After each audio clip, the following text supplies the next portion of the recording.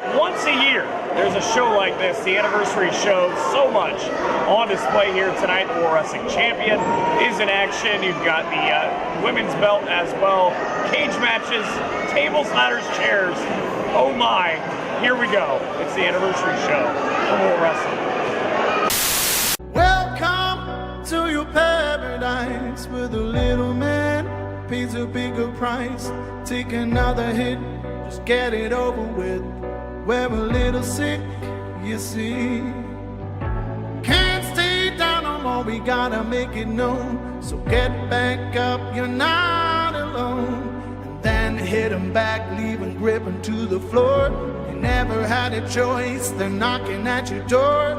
Remember my friend, it's time and this is war.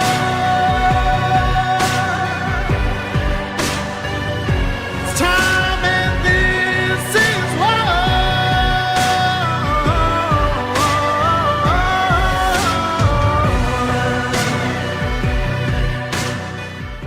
Jackson Stone. Raise. You want a suplex showdown? When the suplex shogun, Jackson Stone, suplexes you, you know that it was me. Like I told you before, I don't cheat to win.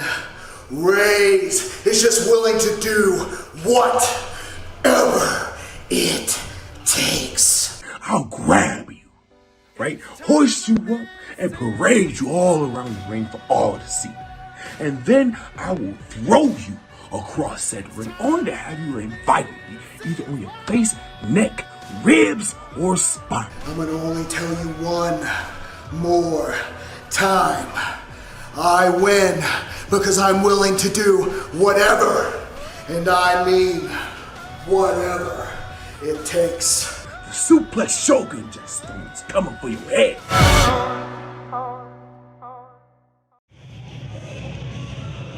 I said we were going to start off this show with a bang, and this is it. The start of War 16, a suplex showdown.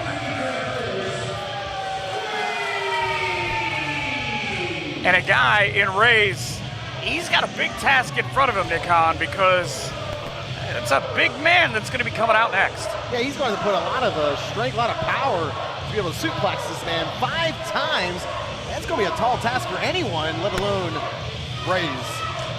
It's crazy, though. He's the one guy who could probably get it done. It's kind of a different approach, and you know that a cerebral guy like Raze has got an idea coming into this matchup. You don't just pick a fight, and on multiple occasions, many fights, with a guy like the suplex shogun and not have a plan. Although I've seen Raze work out in the gym, he throws a lot of weight around, and I think he will have no problem here. He's not very happy about the fans and their choice. And again, this is another matchup, and this is how this show goes and how it will go throughout the course of the night, is that these are guys who have not liked each other, have not been on the same page for months. They actually had the Lima Police Department called on them back in October because they would not stop fighting. And that's kind of why I was brought in as a general manager, trying to restore some of the order here in War Wrestling, and I'm hoping to do that and start off a new regime right here tonight. The smartest thing you could probably do in that role and survive in that role is not to get anywhere near these two. And it's kind of crazy, too, because the rules of this matchup, as you heard Slick Rick talk about, 5 times. You have to suplex your opponent 5 times. They've got the score up on the scoreboard, which is different than a lot of matchups here at the Bradfield Community Center because the unpredictability of it. The rule states 5 suplexes. It does not say how you get there. Raze has got a handful of words for a lot of people, and at 5'11", he's actually slimmed down about 210. He's been 220, 230 as you see him having his words with our cameras, but without a doubt in the best shape of his life as well. I mean, the guy's put together. I mean, he looks like a smaller man compared to Jackson Stone, but he is no slouch. This man is very, very powerful for his size. It's a guy who's been around for quite a while as well, and if you're going to learn a trick, there's a good chance that he probably was there when they wrote the book. Yeah, the first wrestling show I ever went to, Michael, Raze was on the card. These guys actually faced off in January at Calm Before the War. Raze ended up being victorious, but it was what happened after that that kind of necessitated this match, and I just can't get over the rest of this card. There are so many different things that'll take place throughout this show. To start with this is pretty much just extreme brutality. You see the different wristbands just to make sure that the crowd and the officials know exactly who is where. Right there. It's kind of an amateur wrestling style of that. It's a little bit different too. As this matchup, by the way, sponsored by Donnelly Design Studio and Unique Auto Care. If you're going to start off a show, this might be the one you want to sponsor, because all the things that'll happen tonight, this could be the most memorable. The thing that's going to be nice to watch here is what kind of different strategy these guys going to employ, because you're not trying to debilitate your opponent to be able to pin him. You're looking for right one. There's a suplex. Jackson Stone goes up 1-0.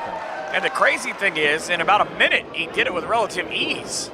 Looking for number 2. Vertical. Look how high the referee jumped, and maybe Reyes doesn't have the strategy we thought he did. Powder's up the ramp. There's no rule that says you can't do it, but a quick 2-0 lead. Now Reyes is going underneath. Like I said, everything is dangerous. He's got a chair down there, trying to maybe soften up, if nothing else. Try to figure out a way in which Shogun cannot easily suplex you. Yeah, you're absolutely right. You got to take the other man's strength away. Reyes is, well, he was attempting to build something. Hard into the apron, and again. Wow. Like we always say, that's the hardest part, other than the ramp. Hard into the guardrail here. The referee is, again, pretty much powerless. There's not a lot you can do, as Jackson Stone fought back to get in charge, and he's up 2-0 right now, but smart strategy by Reyes if he can pull it off. Stone, though, able to fight off. Big double axe handle on the floor. You just kind of cringe knowing that's a big clubbing blow that's coming. Now they found even more chairs. I don't know where security put all these chairs, but this doesn't seem like it's a smart maneuver. Well, I think it's probably left over from the Hall of Fame ceremony. It's true. Or those guys going in, as noticeable by his absence, Dusty Dillinger is backstage doing whatever a Hall of Famer does. And Reyes, again, took kind of a short stroke to be able to get himself away. He's got to regroup. He's got to figure out how to chop away at his deficit. Looking for 3. Shot back into the corner. Reyes now looking for his first. Oh, that puts Dustin Reyes on the board, 2-1. And he goes right like Shogun did. A quick 2. We're tied up at 2. The big lead that the suplex Shogun had has been quickly taken care of by Dustin Reyes. And a smart strategy, too, because it's similar to what Shogun did early. You get the first one, all right, he's still kind of dazed. Come back and make sure you get the next one. You want to stay on top of him. The last thing you want to do is for your opponent to get that air back in their lungs, be able to go back on the offense. And I think Reyes took a little too much time here, and Jackson Stone's making him pay for it. Stone, as you would imagine, hands of Stone is pretty much just like getting hit by a Buick, I would imagine. Big man. Reyes, the smart of the 2, able to get out of the way and turn it into an offensive maneuver. But now Jackson Stone, beautiful overhead and suplex. And you notice once he had that hand strength, once he had his hands locked, there was absolutely nothing that Reyes could do in that situation. So Reyes now powders back to the outside, trying to figure out if he can use these chairs. Oh, he's just going to throw chairs. Who throws a chair, honestly? Stone, I don't know if he's more angered by it or he's just irritated. Just got the referee. Referees now, I said there's not a lot he can do. Look at him, hiding in the corner. Let me go ahead and just get out of your guys' way. What a terrific strategy. I'll be sure to have a chat with him about that. JL trying not to get hit in the meantime on the way by. It needs to be like one of the old XFL camera crews, like get him a helmet and all kinds of stuff out there. Hanging from the ceiling, go back and forth. That, I mean, why not? That's my question. Why not? Just put him on the risers, Yeah. See what happens. He's probably not going to like that. Now these guys fighting to the outside, which again, completely legal. And that looked like there it is, 3 on the board, that side suplex. So even on the floor, these count? I think anywhere in Lima, Ohio, these count. And with these 2, it might count in the Allen County Correctional Facility. Just the way they go, they do not like one another. And, you know, you look and you think about, I feel like more might be at stake for Reyes in this matchup because it's Shogun's challenge. If you can kind of beat him in his own game, so to speak, It's in his name. what's he going to say to you? Yeah, it's Suplex Shogun. This is what he does. Reyes, who does not even have a first name now, is just that vindictive if he's able to make that work. Look at the look on Shogun's face, though. He took that one big suplex on the outside, and worse for wear, he's got to get 2 more. And I don't know, Michael, if you've ever had a back injury, it just completely takes you off your game. Especially when you're trying to suplex a 200-pound man. Twice. Or at least twice more. Shogun now trying to, you think he's trying to get the fans back on his side, but he might also be trying to get air back into his lungs. Like you said, the back injury will make it hard to breathe. A big forearm right to the mask. Remember, the chairs are right here too. Jackson Stone hit the apron hard there, Michael. We are way too close to what's about to happen. Reyes has got an idea. Blocked it. Oh no. I'm out of here. Shogun up on the apron, both guys now. I'm still worried. There are about 8 chairs down there in the front row as Reyes looking for that back suplex. Oh no! And he got every bit of it. Right through the chairs, and That gives Reyes a 1-point lead, 4-3 here, Michael. That was a nice side suplex to the floor. problem if your Reyes is, How are you going to get this man up to do it again? right. I mean, you've destroyed the chairs. You can hear in the background and see on that shot right there that Shogun is down, and I can't even use the term worse for wear. He's just worse right now. I mean, you talk about a man who was already hurting in the back. You saw him wincing in pain, grimacing in the ring, and now he's been thrown from the apron through those chairs. But I tell you what, you got to give the man credit. He's climbing back into the ring.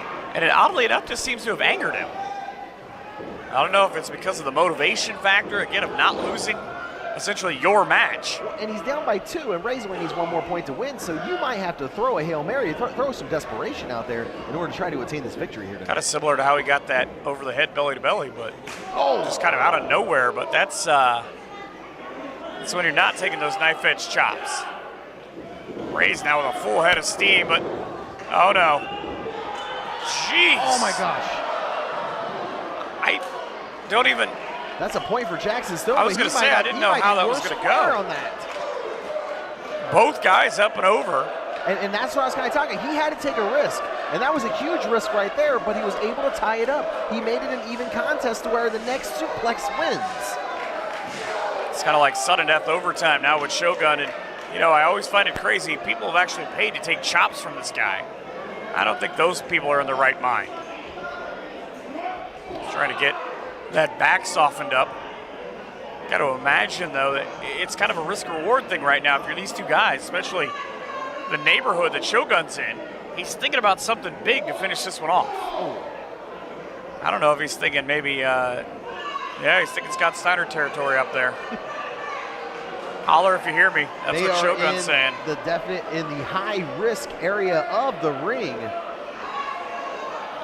And there is look where each one of their feet are positioned now. Yeah, they're not trying to suplex them into the ring. Now, I think Shogun's trying to throw him to Indian Lake. Now, both guys up in the corner. Not really anywhere good that this can. This is one of these things. Outside of this match, I worry about the performers. You have so much hatred right now for the other guy, you're quite literally willing to destroy yourself. As Reyes, all he really have to do is grab a hold of the waist and fall down, and he'd be the winner. Shogun trying to change that. Tied at 4 here in the first match. Shogun now at I least think Jackson's got him. in control. He's got Reyes, who had a hold of the top rope for a Reyes second. got Now Reyes Now Reyes has got him. goes back, and it is Jackson, and Reyes just won this match. You got him. That's it. Able to get just enough leverage to pick up the win. I mean, Michael, this has got to be considered a bit of an upset. I would think so. Jackson Stone being at his own game here, a match he wanted. He called for it in January, but Reyes made him pay for it, and that's what we've talked about over the years. Don't underestimate a guy like Reyes. Now with a huge win, that's going to give that's some strong considerations for a title shot. I mean, there's no way around it. I mean, when you're handing a resume saying, I want a title shot, and you got a win like this over a man like Jackson Stone, you're going to go to the front of the line. The other part of it is, as Slick Rick comes down to announce the winner, I don't think this is the last we've seen of these two together. Oh, no. They might be fighting in the parking lot.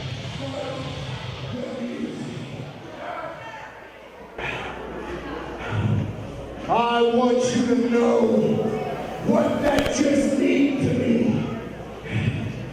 I wanted to win so badly, Jackson Stone, that I just tore my hamstring.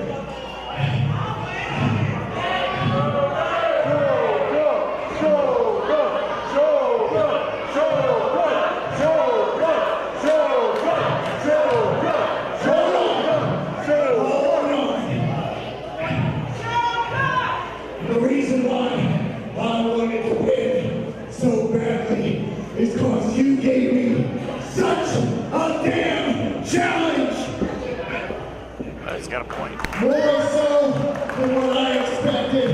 Enough to gratify these fans that cheer your name.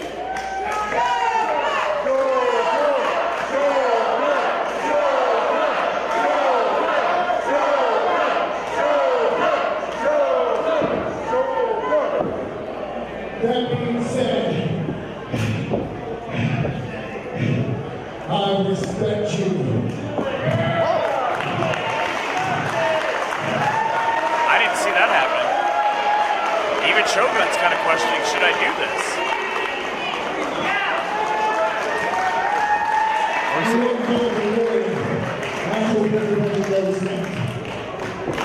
Wow. Match one goes to Reyes, but perhaps the biggest surprise will just happen afterwards. That is just the first of 8 huge matches in this building tonight. The anniversary show that ends with the World Wrestling title on the line.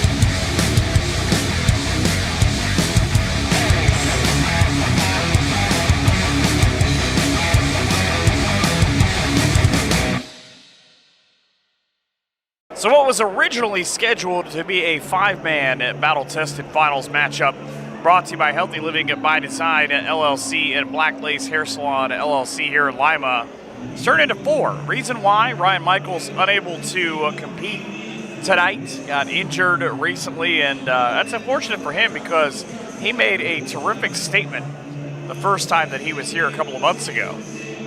So a 4-way, and you get to see the 4 young guns, or the youngest guns, I guess you would say, in War Wrestling. And I love this concept, Nick, because it gets to show just how good the future can be.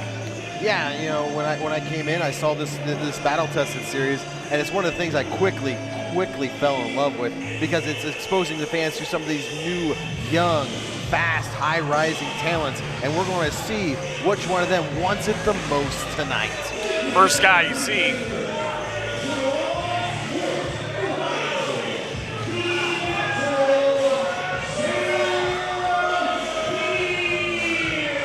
As you heard Slick Rick say, the natural in Sam Beal, and he's not really ingratiated himself to these fans either time that he's been here. Just kind of a different cat. We talked to him backstage, and he said he doesn't really care about what people think about him. He hasn't his entire life. It's been about what Sam Beal can do for Sam Beal.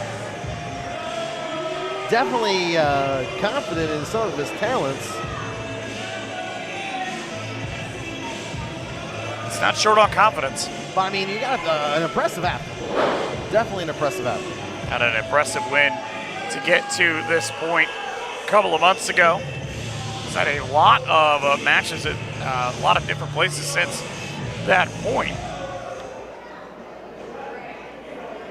You get 3 guys coming out. Apparently. That's the thing, Michael. It's an unpredictability when you got 4 competitors in there and they're hungry for the biggest win of their lives. Well, and it's 4 guys, too, that we talk about, yes, obviously they're new to war, but for the most part, they're new to each other. And a completely different set of people. As you get a Spiritu Maya now making his entrance, and from what I was reading, these 2 don't have any love loss. They didn't really seem to like one another backstage. And Sam Beal already just screaming out at Spiritu Maya, and kind of a hodgepodge of completely different styles in this matchup, and that leads to what could be a very interesting 4-way, because you never know what these guys will bring. And you also don't know in the back, have any of these guys talk to each other? Are they trying to make an alliance? Are they say, hey, let's eliminate the other 2, and then it's just down to me and you, and we'll go one-on-one from there? Like, any of these guys doing any deals like that, you think? I can tell you these 2 guys did not. Oh, absolutely not. They don't quite literally speak the same language. I don't believe Mr. Beal speaks what Spiritu Maya is saying. Oh, he's just taking a nap. It's one way to do it. They're both kind of laying down. Like, one thing, they seem relaxed. They're not coming in here with jitters, you know. It's always an important thing too, especially in front of the biggest crowd of the year here for War Wrestling. And you get the luchador style, more of a ground and pound for Beal. But remember, 2 more guys who are coming in here, and well, apparently we're getting a dance off. Jimmy Shane's actually not scheduled until later tonight. He's not in the mood for dancing, so these guys have taken up that mantle. Guy in the front row does not like Sam Beal. He's apparently not a big fan of Dancing with the Stars. You may not like Sam Beal, but you got to respect the kid's talent. That is absolutely 100% true, and you get the added pressure of trying to win a spot in War Wrestling. And I always wonder when guys come in, and we've had this throughout the years in these kind of matches at the show, but that extra pressure of what War Wrestling means in terms of the landscape and what it can do for your career. I mean, we just saw the Hall of Fame earlier where Caden Assad came in.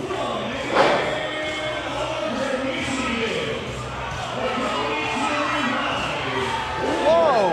Of course. Were you aware of this? I did not. He's not on my sheet. You know, I like to think as the general manager, I got my finger on a lot of buttons around here, but I was not aware that Ripper Blackheart has acquired this young talent in the form of Jason Page. That makes this man even more dangerous. And you know that Ripper is not opposed to making a backhanded deal or 2. Did they get in the ear of Sam Beal and, like, you know, make a little alliance or something? Like, this is ridiculous. You know, he must have looked at the roster and saw he had no fingers in his pot for a match. Said, whose money can I take? Oh, this Page kid seems like he might be up my alley. Gullible enough. But we saw desperate, maybe desperate enough. We saw Caden Assad earlier, and Caden Assad is one of those guys who, kind of similar to this, came in, wasn't a huge name at the time, made his name in War Wrestling, and I heard, he won't talk to me, but I heard Jason Page say that he is going to be that next guy, but a lot of folks believe that Crash Jackson is that next guy. Well, he's definitely got an appeal with the fans here. But I don't. One thing that's concerning is Jason Page and Sam Beal. They are being very, very chummy in the ring. That only works until you get down towards the end and you realize only one of you can win. Well, that's when desperation takes over. Strange bedfellows and all that. This is, you know, and it's funny. You could quite literally look at this and go, oh, it's a tag team match. It would make total sense, but not tonight. Not on this show. Joe Kopaz charged with this guy.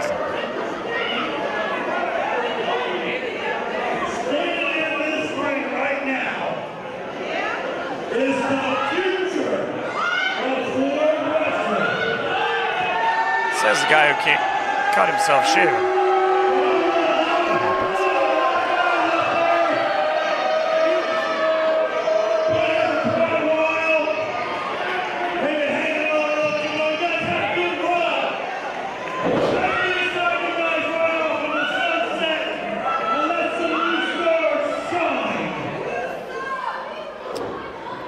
Wow. Well, that's certainly a different tone for Ripper Blackheart.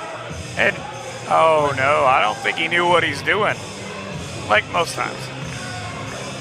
This is not the thread I would have pulled at if I was Ripper Blackheart. Because this is not the guy coming through that's just gonna, all right, and gonna let this go. This is one of the longest tenured performers in War Wrestling coming through that door. And I saw him backstage earlier, and he's looking for a fight.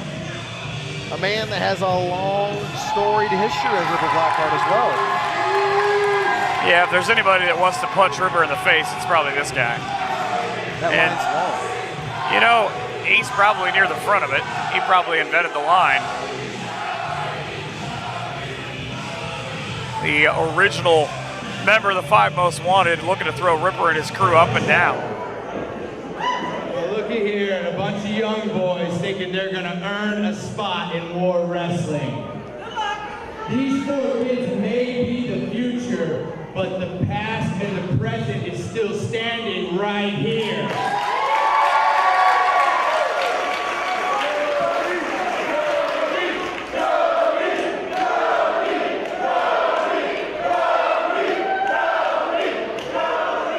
I sat out here during the Hall of Fame ceremony watching some of my very best friends, people that I love, I call family, get awards.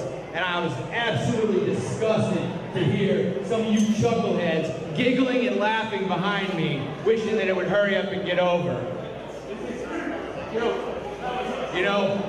You only hope that someday you'll be standing up there getting an award.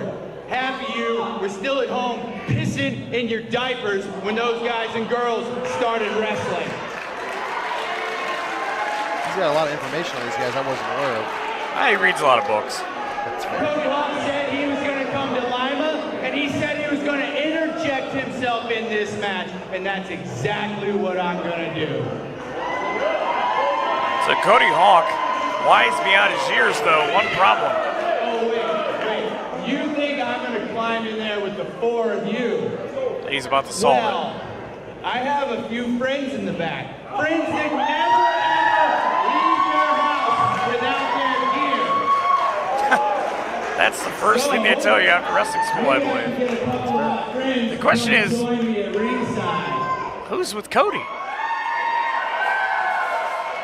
You know, the Hall of Fame show, there's all kinds of people in the back. It could be anybody. There's guys back there I haven't seen in years.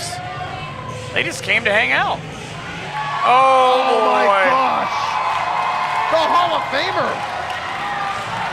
That is a very, very angry Hall of Famer. He talked about how, guys like him and Cody Hawk, they earned their spot. They didn't talk about it, didn't tweet about it.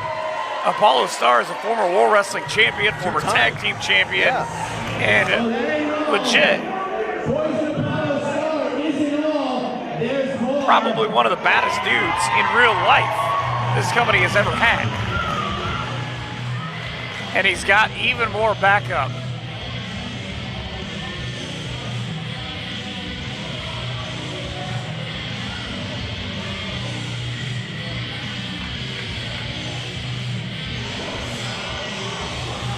It's the Silverback, Michael! My Lord. And keep in mind, at different times in the history of War Wrestling, these guys have been on the same page and across from one another, but it's here tonight. They're on the same page, and there's still one more guy. Because Cody Hawk has won over his best friend for the longest time in War Wrestling. Wait a minute. Bring him on out. No way. No. He's on the You show. gotta be kidding me. That's why he had me come out. That's the answer to what Hall of Famers do, beat up guys. And the crowd is insane. It is an electric atmosphere in here right now, Michael. Dusty Dillinger looking like it's a battle royal, just tossing fools over the top rope. Big Polish hammer. The team of Cody Hawk, Dusty Dillinger, Chris Hall, and Apollo Star. I had no idea these four would be teaming tonight. What a privilege it is to see this. And you know, if ever you talk about moments in War Wrestling, I would bet you 15 years from now, that will be a moment that will live forever, because those four guys, again, have been across from one another, have been different versions of different teams. You've got corruption there at one point, but my Lord. But here's a wild card in this whole situation. These four gentlemen in the ring, the veterans, are on the same page. These four gentlemen on the floor, I don't think that we can say that about them. You know, I think you might have 2 and 2. Yeah, you got four guys that were preparing to fight each other. They were not prepared for this match, and they're going in with guys who have literally done it all. There is probably 100 years of experience on, to us, the left side of the ring. Hawk, though, in trouble. Ooh, knee right to the face from Crash Jackson. Jackson back into the corner now, shoots Cody Hawk, one of the originals. Oh, and he got him up. The Muscle Buster would end this early, but he face planted him. Crash goes Jackson. 1, just barely a 1.5 count. So Cody Hawk, though, has got a lot of firepower in the corner, and Crash Jackson wanted nothing to do with it. In comes Sam Beal.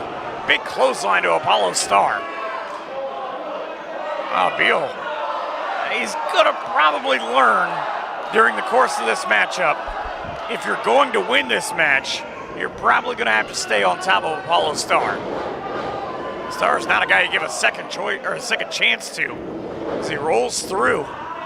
Apollo framed it. Wow, that's impressive. That's Hesitation drop kick. Say, I'm not saying these young guys are not talented, but that's the old dogs on the other side. They know the tricks. Oh, and Apollo's setting him up. Got 3 right to the mush. And the submission technician that is Apollo Star can hit you pretty much from anywhere. He'll be singing a few notes higher in the shower. It's not going to work. Apollo now, like the days of old. Oh, no. A little dance and a little hip drop. Still got it. Elbow right to the back of the head. And here you go. You talked about, are the other 4 guys on the same page right now? They don't appear to be. Apollo with a beautiful suplex. Now Espiritu Maya is going to take his chances. Said, let's be friends. After what just happened to Mr. Beal, that's probably a good choice on his part. Apollo with a drop down. Now. Impressive. That's very nice. Oh, shouldn't have done that. Now you're just going to anger him. On the big swing, and he stepped on the toes, kick him in the chest. Espiritu Maya with the fingers interlocked all the way up to the top rope, and a beautiful arm drag. What athleticism by this man. I don't know if I'm Apollo. I might not maybe powder out of this one, but he seems a little angry. One half of one of the best tag teams in War Wrestling history. We saw Drew Skills earlier on induct this man in the Hall of Fame. He just got up and rolled away. Oh no, here comes the big guy. And look, everybody on the side said we don't want a piece of him. Chris Hall, looking for the fall away slam, said goodbye. Adios. Hall just stalking. Let's see what you got, Jason Page. He has no friends. You're talking about a man that wants nothing to do with getting into that square circle right now. All right, Page. You got the win to get here. Let's see what you can do against, well, never mind. Huge clothesline in the back elbow. Swing and a miss. Hall, he just ragdolled a 200-pound man. And looking That's no surprise there. Chris Hall's been doing that for years. Looking to destroy. Chris Hall's in great shape too, by the way. Bang. That normally signals the end. Hall, 1, 2. Oh my God.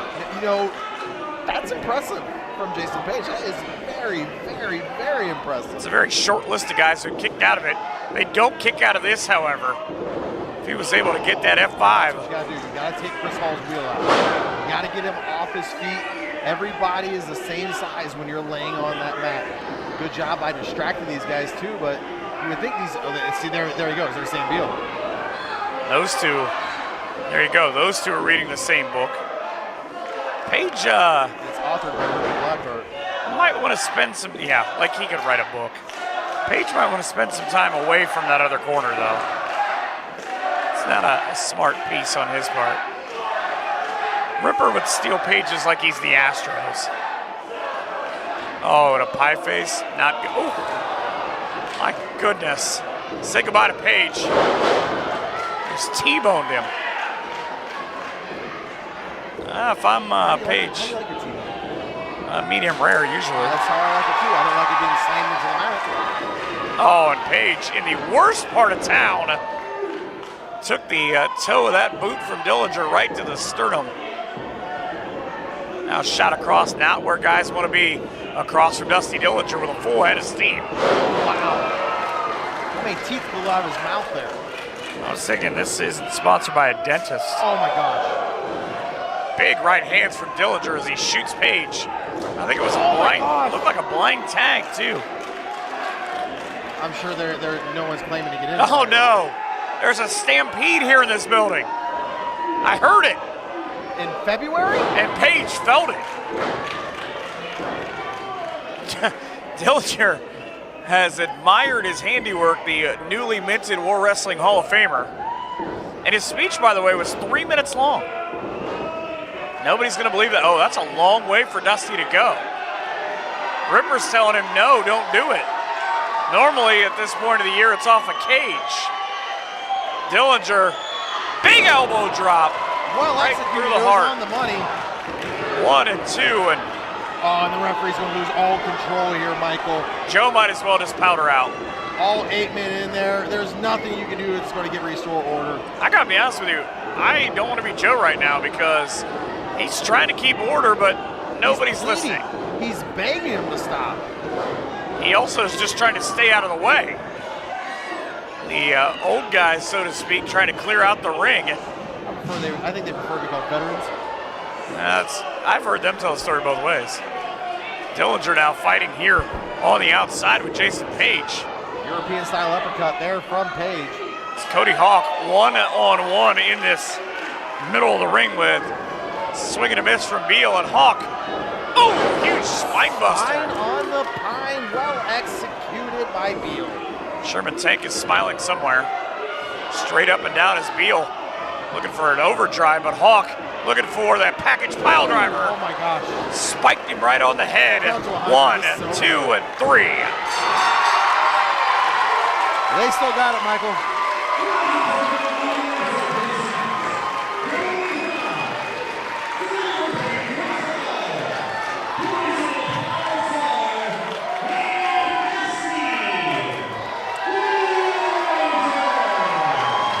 High fives and hugs for everybody. The veterans with the win, led, I guess, by the captain and Cody Hawk. Wow, what a moment here. Impressive showing by these four. All of them still look like they got a lot of years left in them. Yeah, I'm glad I'm not the general manager. Don't have to try to figure out what to make of this mess. My office door is always open. Come on through. We can talk about what we can do for you.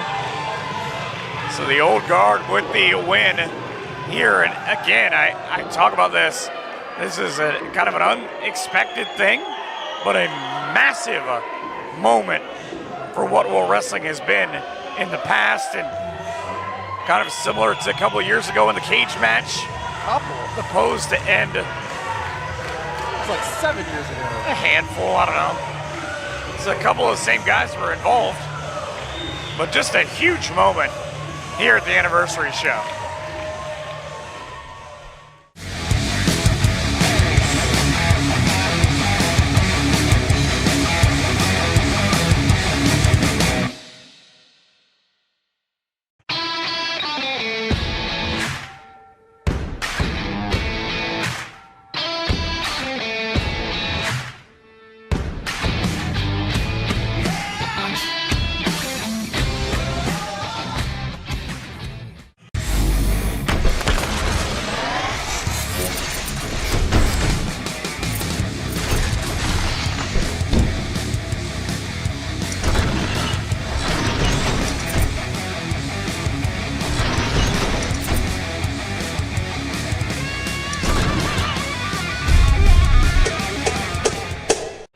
So the War Wrestling Women's Championship on display now, as I understand how this works, in one of those bags.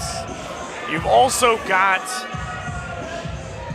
the jacket is in one of the other bags. Nick Khan's back here now. Didn't go real well for you trying to curtail Big Tom. There will definitely be a meeting about this soon. It's a lot of meetings. That's the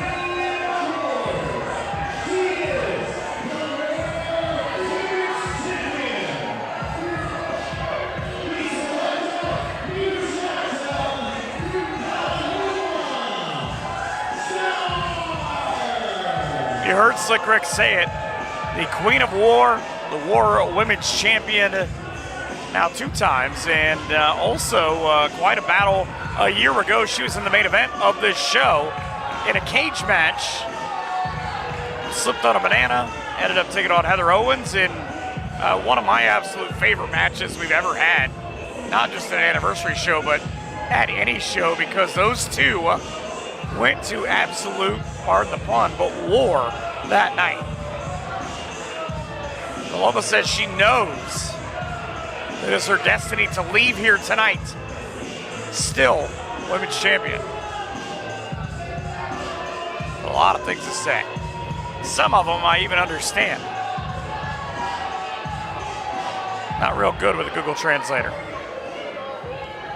It's gonna make the referee now wait. Paloma's made a huge impact. It may not like the way she goes about things, but just she gets it done. So does this young lady. Both these women are extremely dangerous too. Like Thankfully, they can get you with that sly little smile where you think everything's okay, but they're both extremely dangerous competitors. I think thankfully for us tonight, mainly dangerous to each other.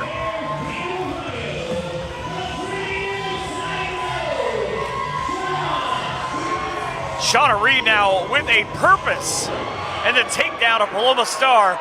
So much so, Slick Rick did not even get her name out. He headed for the hills. That's probably the smartest decision he ever made. It's got to be one of them. That's why he's the greatest. Sling blade. in history.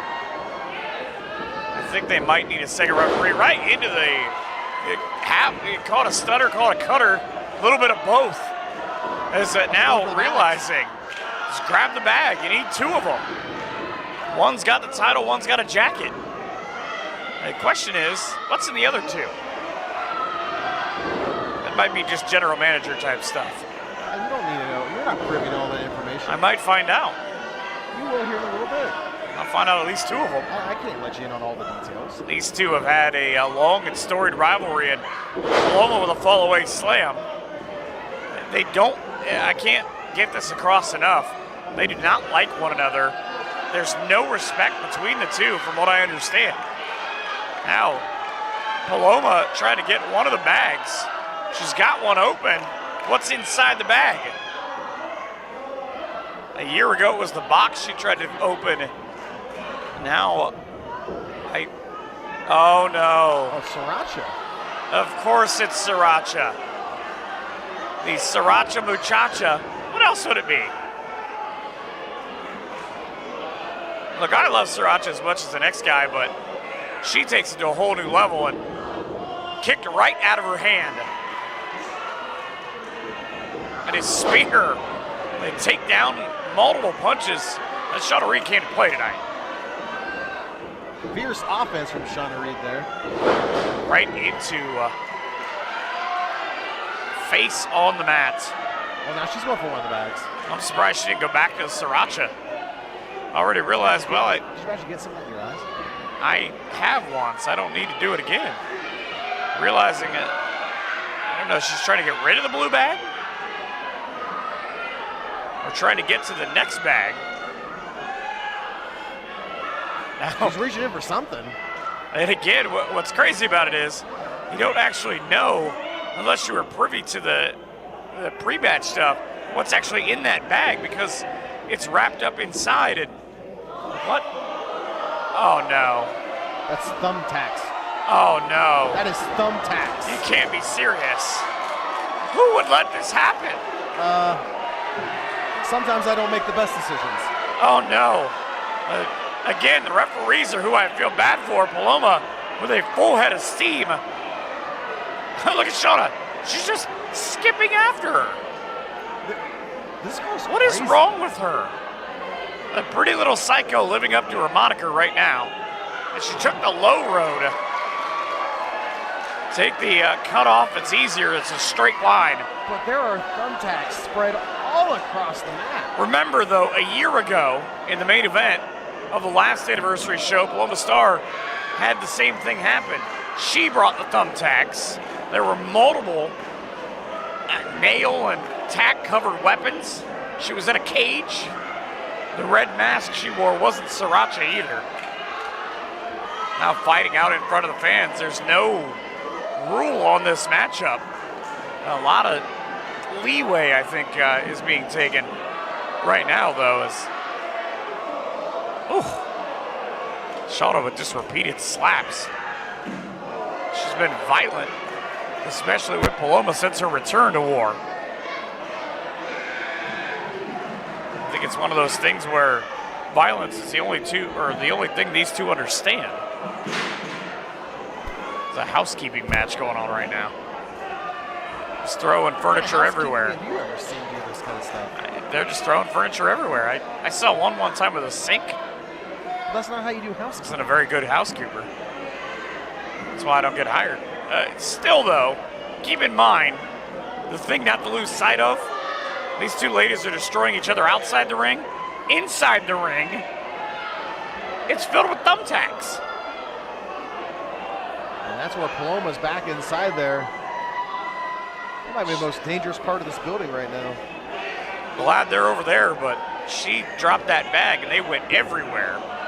Paloma looking for some high-octane offense. This is a game changer. Couldn't get Shauna over.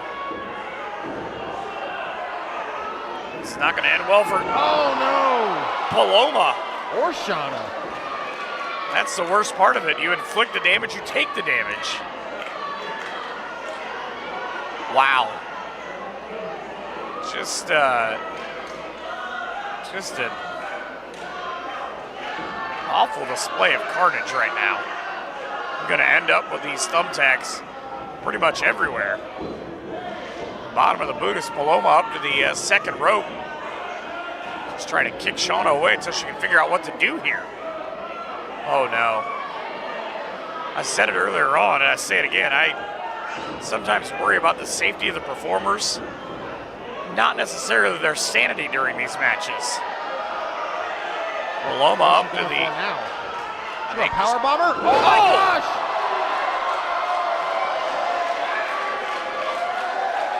Back first. And I know that in this camera shot here in a second, you're just going to see thumbtacks protruding out of both of these young ladies. And there's still two bags left. And you know, one of them is filled with the title. The other has to be filled with the jacket. Common sense says no more weapons. Like they need them. I think these women are so blinded by hatred that common sense went out the window a long time ago. And attacks just everywhere, mostly on the boots right now, luckily for these ladies. Paloma trying to keep at least some semblance of, tree of woe. No. That's a dangerous position she's in right now. A drop kick right between the face and the clavicle. That's probably not going to be good. Paloma does not like the folks here in Lima, and they are reciprocating right now. Firmly behind is Shauna Reed.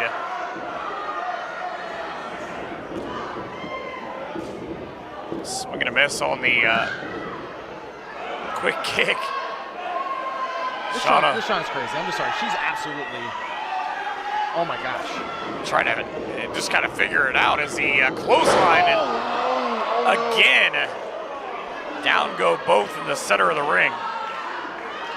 This matchup sponsored by Pizza Station and Lima and Panda Cave Bakery. I don't know, can you bake a pizza or a cake that says, "I'm sorry you have thumbtacks in you"? I mean, You probably could, but And their cake is fantastic.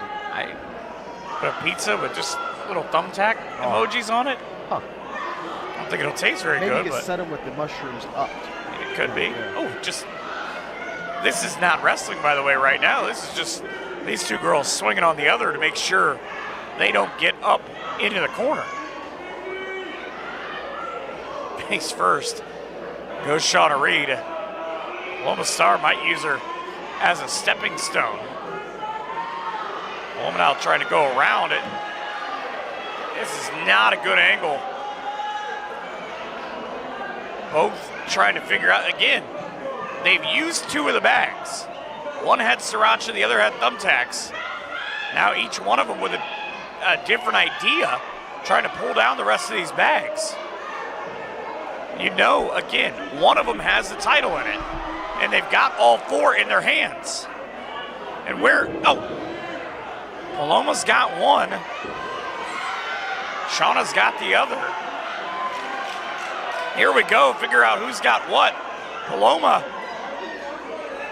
she got her jacket back. Now, realization is gonna set in. She doesn't have the title. Well,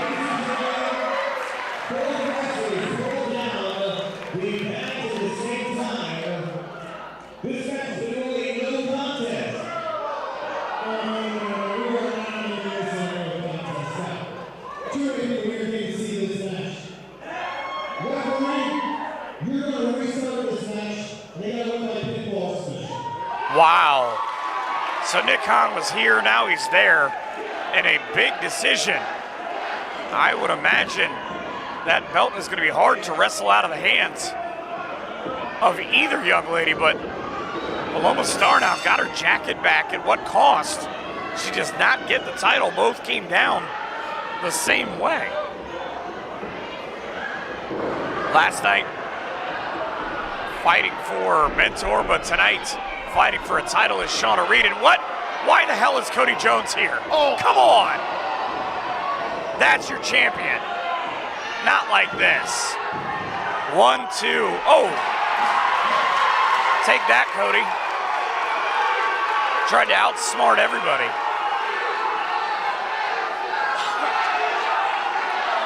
And the oddity that is this match continues.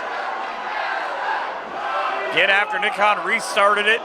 Both ladies came down with a different sack at the same time. And Cody Jones, who's got a match later tonight with the swing and a miss, and he's gonna eat some tacks. Paloma. He's got the belt. Right in the face. Referee never saw it. She might be unconscious. Shauna's got to be out. 1, 2, and 3.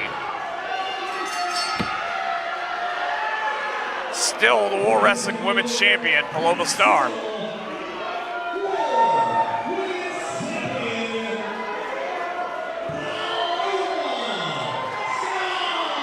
So not only does Paloma get her jacket back, she walks out of this building with the thing that matters to her most. Quote unquote her War Women's title, and the thumbtacks in the back. That's all it took for the War Wrestling champ to help her do it. Shauna Reed, poor Shauna Reed. A victim of a 2-on-1 mugging. But the ridiculousness of Paloma and Cody continues. Question is, will Cody's reign continue later tonight? That's right, Brandon Day. Gino, you want to be taken seriously? I can not only hang with the likes of you, but I can come out on top. I got a match for you. I left you in a heap in the middle of the ring, bleeding. You and I chained together by 15 feet of steel There's not gonna be any escape. in a dog collar match. There's not gonna be any pity, Brandon Day. There will be no remorse shown, because the made man doesn't have remorse in his bones. The made man only has one thing. That is violence. And if you don't believe me, Brandon Day, you will find out.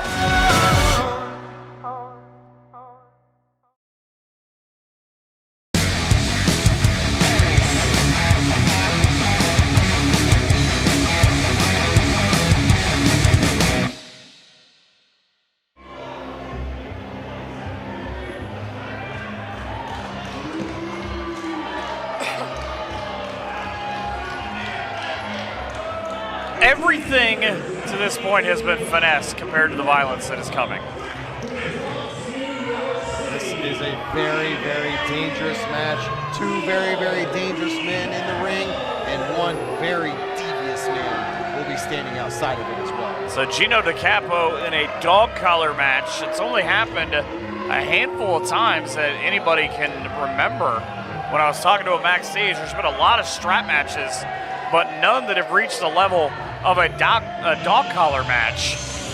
And the two guys in the ring, oh man, I don't even know where to start with their dislike of one another. It stems back from a Brandon Day disrupting and ultimately ending corruption. But it's two guys who I never felt like were on the same page anyways. I always felt like with corruption, Gino always felt like he was the outside looking in on that group. It's kind of a lackey at times, but Gino and Brandon Day are about to go. I used this term earlier, and I didn't say it as anything but a war. I don't know how else to describe it. They just do not like one another. They got into a war of words backstage earlier on, had to be separated, and you throw Ripper, the wild card, into that equation, and I hope he gets beaten with a chain. Here comes the man. This match is tailor-made for Brandon Day. It's been a champion wherever he has gone. Felt like corruption sort of held him back, tried to make him do their dirty work, and he didn't like it. Took him down. They didn't like that. Ended up turning on him. A handful of guys beat him down, and who was at the head of it? Gino. Always there to try to clean up the scraps. Gino is a very, very loyal person, and right now his loyalty lies with Ripper Blackheart. Ripper Blackheart tells him to do something, and he will get it done. Ripper Blackheart told him to make sure he gets the victory tonight against Brandon Day, and Gino's going to do everything in his power to take home a victory here tonight. Brandon Day and Gino now will be joined at the neck by that dog collar. This match that's dangerous enough as it is.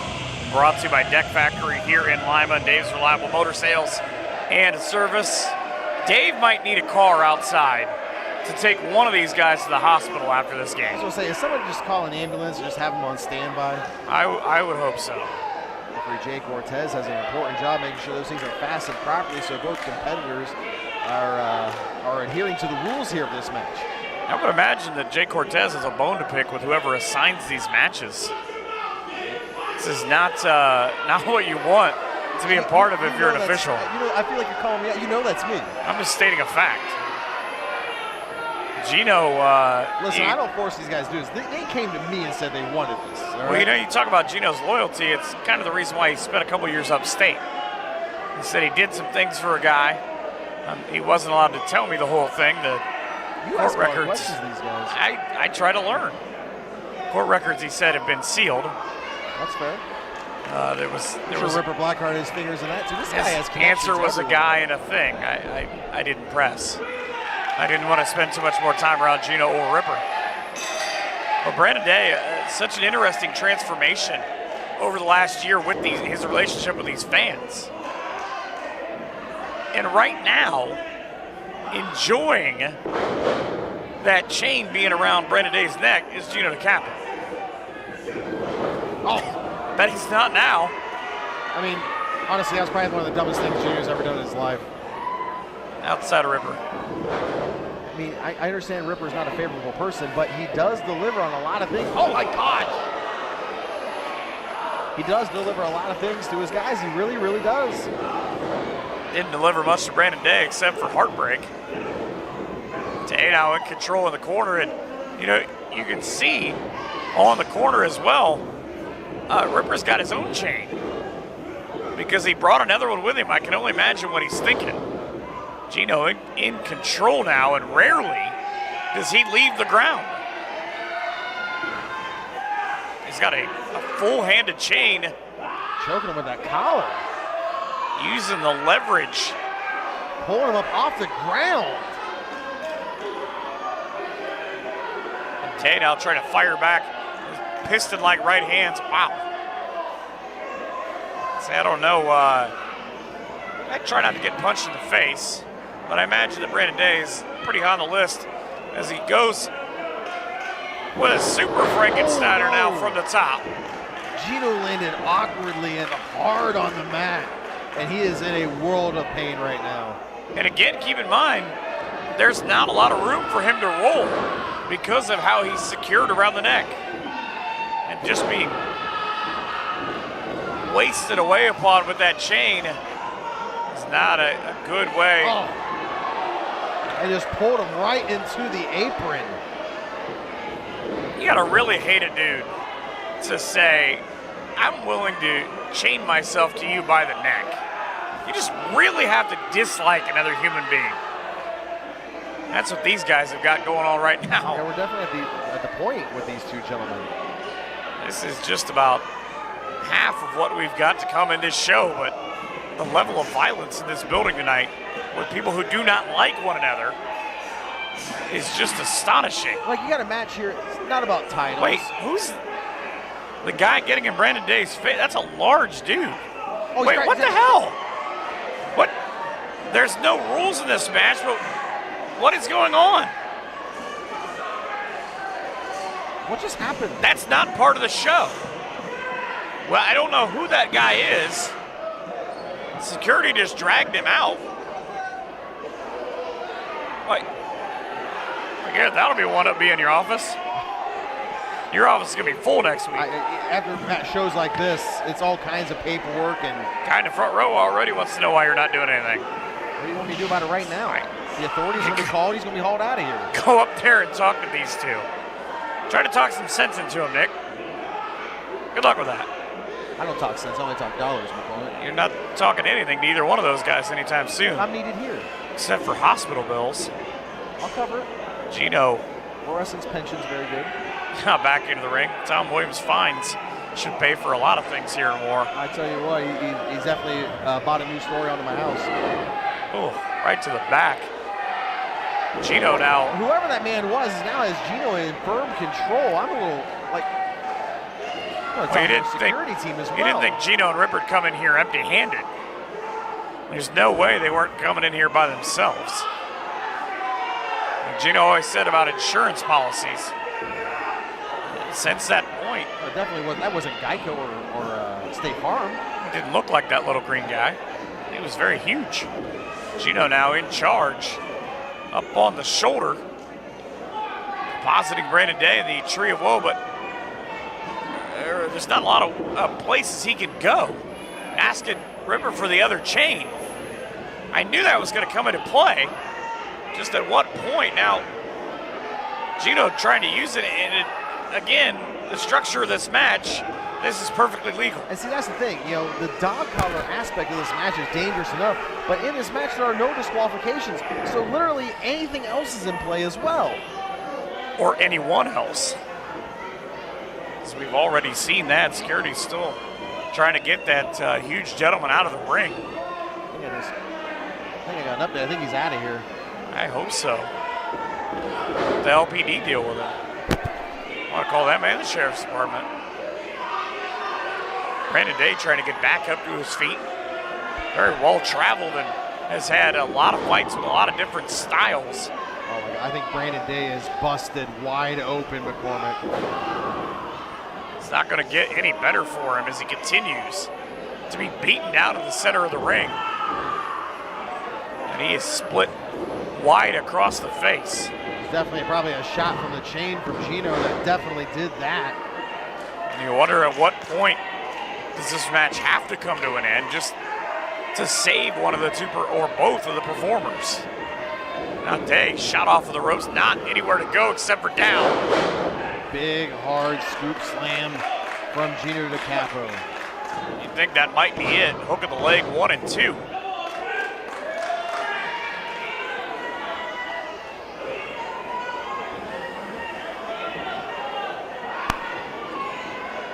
Frustration, you got to imagine at some point starting to set in with Gino, because he's had so many different looks that he's been able, or he thought maybe he's going to be able to put Brandon Day away. Swing and a miss, and Gino, big side suplex, again at what cost? Brandon Day tried to do whatever he could to get out of there, delivered several right hands, but Gino still caught him flush with his back, flat on the mat. Both guys now in opposite corners. Crowd firmly behind Brandon Day. Again, just don't know how much longer he can go. Split wide open across the forehead. Gino just trying to stalk him at this point.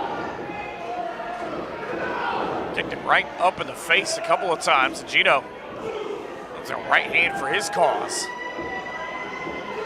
Brandon Day with another big right hand. Day, again, either fueled by instinct. Oh!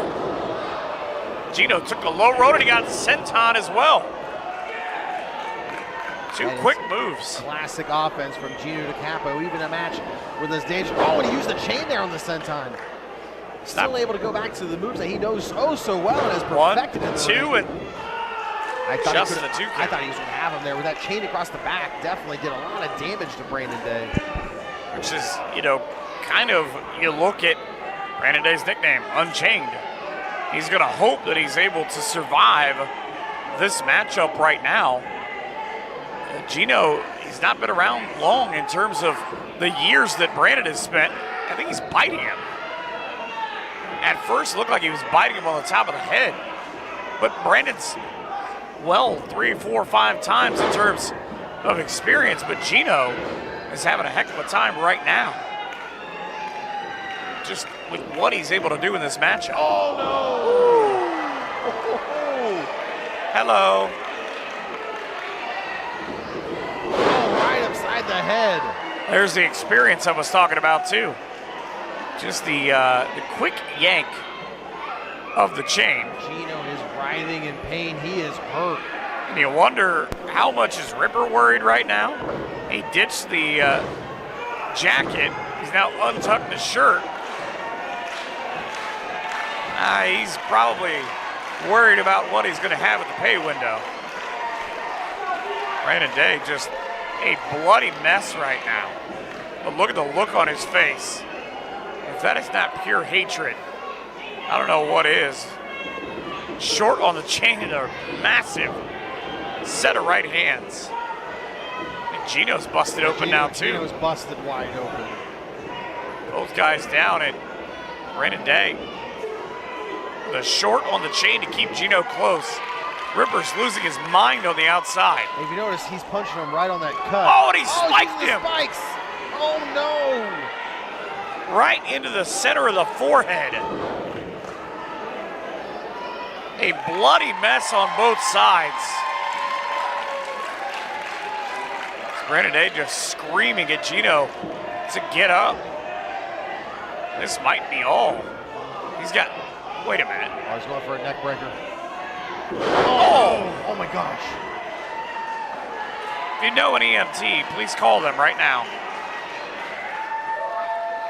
Gino, who was so far in control right now, he might be better off to just give this one up.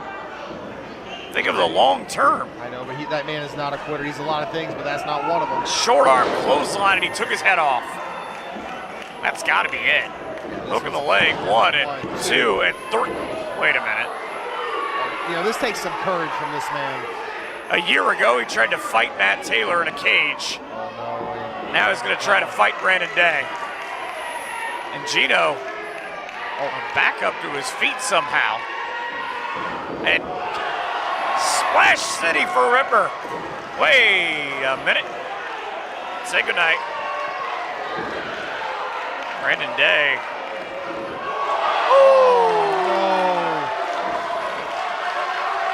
That's not going to make Mrs. Blackheart too happy. Hey, him coming home doesn't make her happy either. Gino Oh, hooked him with a DDT. Is he sleeping with the fishes? 1, 2. Oh, he got out of it. The concrete wasn't dry enough. Look at Gino. He cannot believe right now. Many competitors away with that double arm DDT.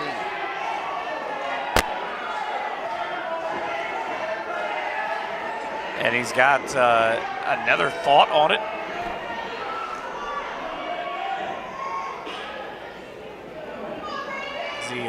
Tree of Woe, again, we see that a lot tonight. This is the third time. Somewhere there's a board with Tree of Woe written on it. Gino, the last time though, is lucky this one doesn't involve thumbtacks.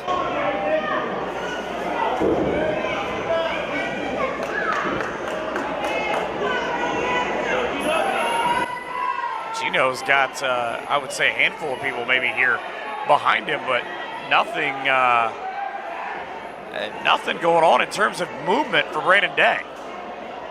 Oh, and right, he's playing possum, and he got him. Hit him with a sliced bread out of the corner. I've never seen a sliced bread with the aid of a chain. Oh, wow, he's using the chain on that clothesline. Gino's in big trouble. And he's trying to choke Gino out with a collar, it looks like. And nothing.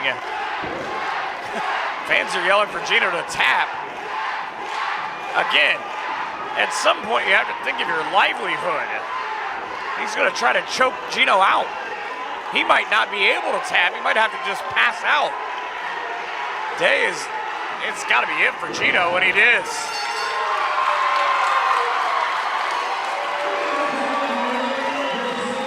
Wow. What a match that was. First of all, let's make sure these guys get some medical attention. They're both worse for wear. Yeah, there's going to be a cleanup on aisle 4, 5, 10, 15, all of them. Gino said he was going to take up for Ripper, but Ripper's not exactly in a position right now either to do anything. Brandon Day with the win, and my goodness. You talk about performers leaving things out of the ring. They left everything in the ring tonight, fueled by their hatred for one another. Brandon Day, the winner, and a face full of blood. The brutality in this match was impressive.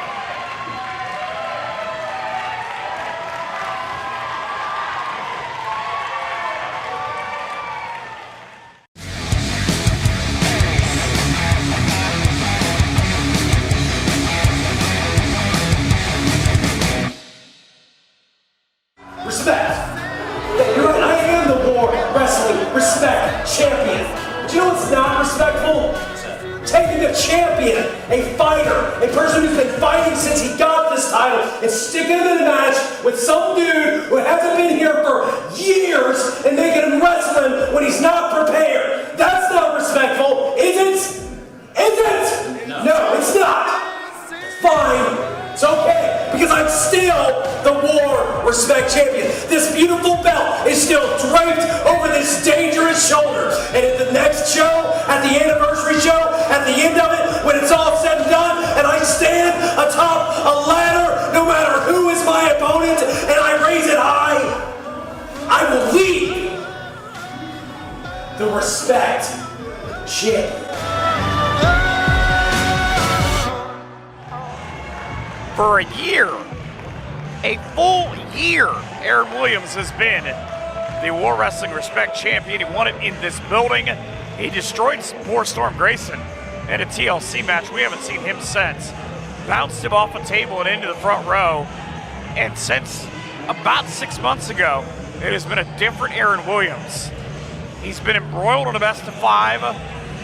He got beaten up by his best friend after getting a forfeit victory last month. Orlando Christopher was not here.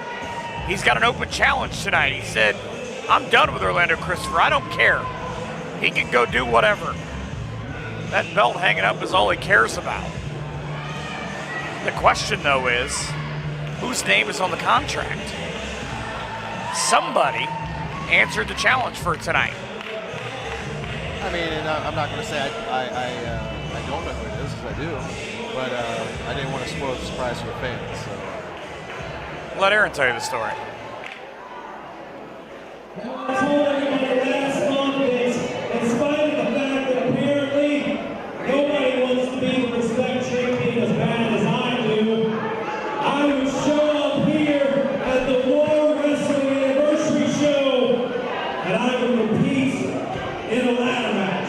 Now, as far as I know, no one has signed the dotted line and has challenged me, so apparently I'm just going to go out there and get this ladder and bring it in here and go up there and get a belt. I feel like that's not true. But in the interest of fairness, I'm going to give whomever the opportunity to come out here and give you people a match.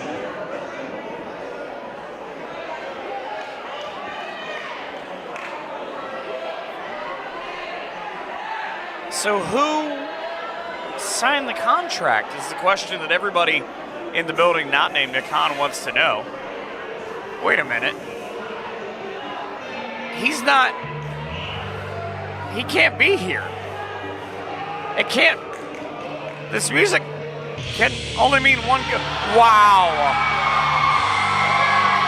The man who was supposed to be here originally tonight in this matchup, who is actually up 2-1 on Aaron Williams, is here tonight in Orlando Christopher. Wow. He got the medical clearance, he got the green light from everybody that we needed to get, and he is going to compete for the War Wrestling Respect Championship. What a moment. Aaron Williams just asked Slick Rick, how is this guy? How is it this guy? And Slick Rick said, that's who they told me. The Respect Champion, though, is not a happy camper, and he's going into, I would say, destruction mode, because much earlier, the, I don't know, the nastier Aaron Williams, however you want to say it, starts to ditch the shirt, ditch the tie. He's already to that point.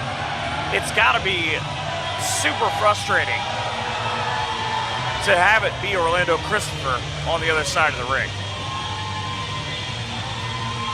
These guys fought 3 times in a best of 5. Orlando Christopher could not make it to the last show, was not medically cleared. Aaron Williams got a forfeit, thought he was going to cakewalk into tonight. And look at the look on his face now. Williams heard the bell, and it's like Pavlov and his dogs, just right on top of the food bowl. He sees an Orlando Christopher. Irish whip to the near side. Nobody there, as these two know each other so well. Oh, the monkey flip into the roll.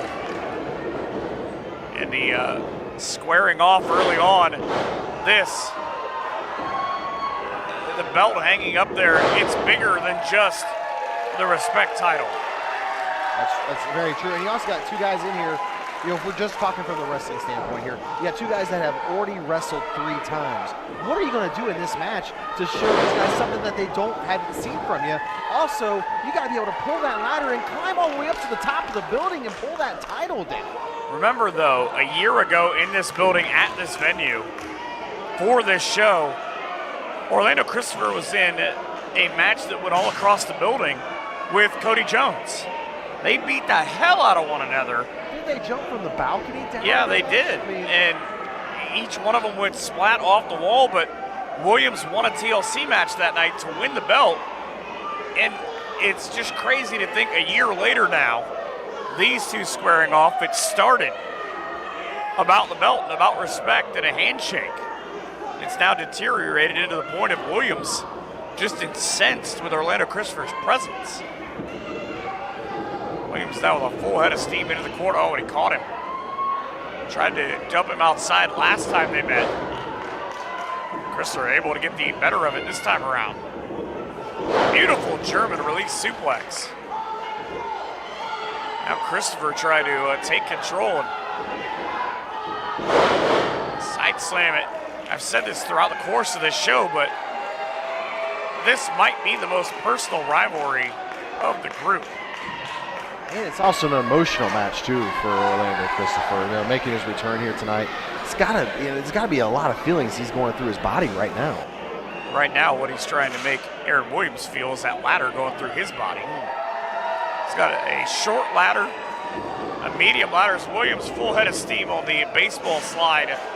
Nobody home, but ladder to the chest, and Williams waiting for the lineup, swinging a home run. Right across the forehead. My goodness. This match brought to you by Lima's Finest Food Company and Haystacks, and they might need some recovery food after this one's over.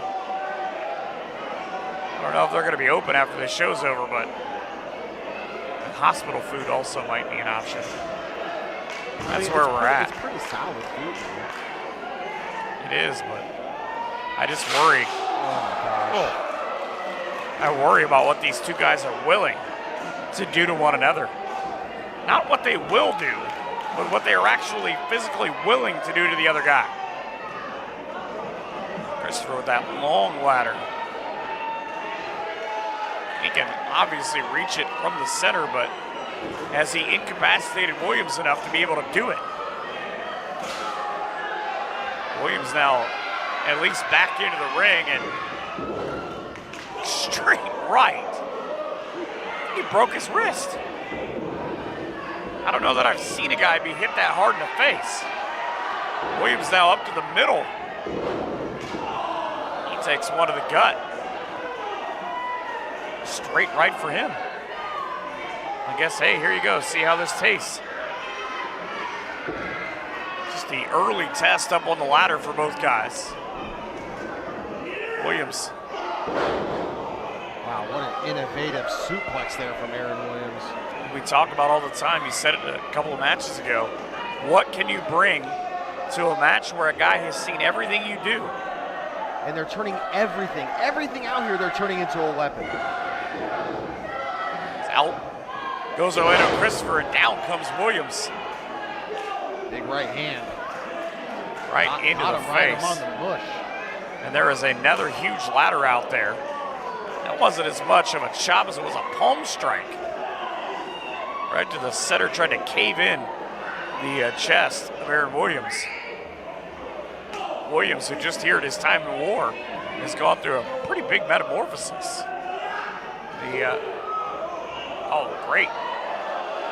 Advantageous positioning for Orlando Christopher. Williams just realized it. Had his right hand on the belt.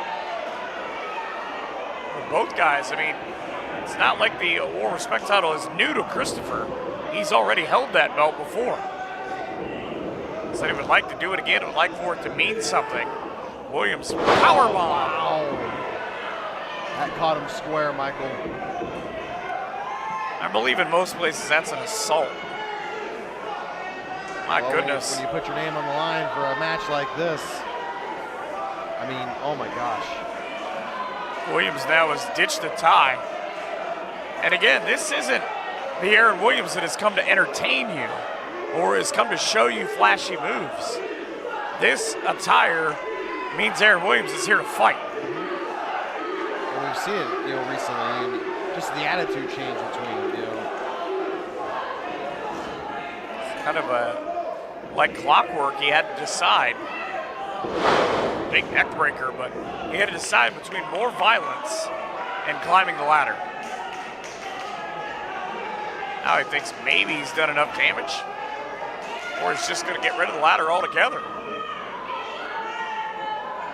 I don't know I don't agree with that at all.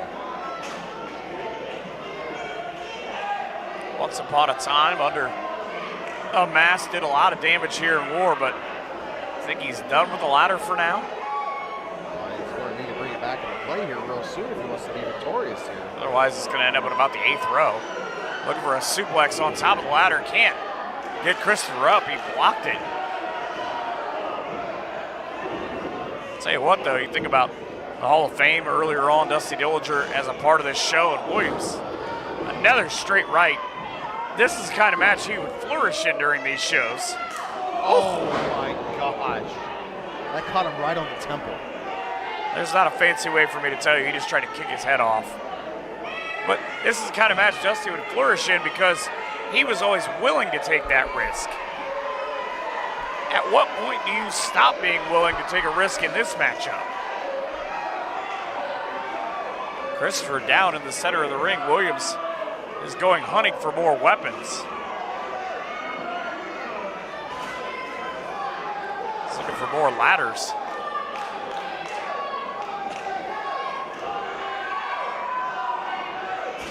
Just a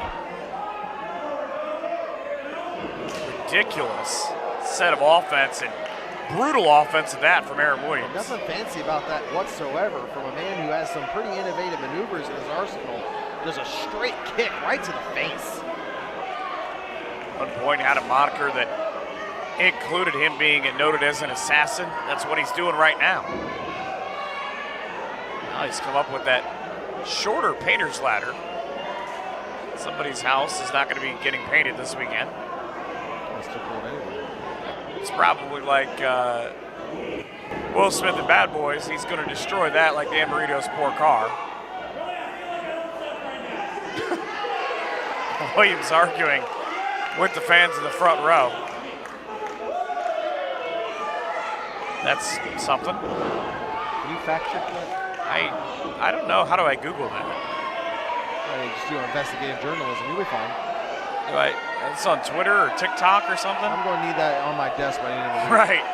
Does that guy's mom love Aaron Williams? Not here in a second. Christopher with the block, and Williams nearly met the demise of his own idea. Christopher looking for a tornado DDT off the 8 of the ladder. Didn't get it. Well scouted by Williams. A monkey flip into the ladder. Wow. Back to the well from earlier on for Christopher, and it worked out. Now what is he thinking? Orlando trying to prop that ladder between the second and third rope. This is just, oh no. I thought he was going to go the other way, but he's going to try to put Williams' face first off that ladder. Oh my He God. ate the ladder. Just wrapped around the neck of Aaron Williams. Orlando needs to grab that big ladder. He needs to start climbing right now, Michael. That's what I've always loved about Orlando Christopher. The answer to the question, is he willing to do what it takes? The answer has always been yes.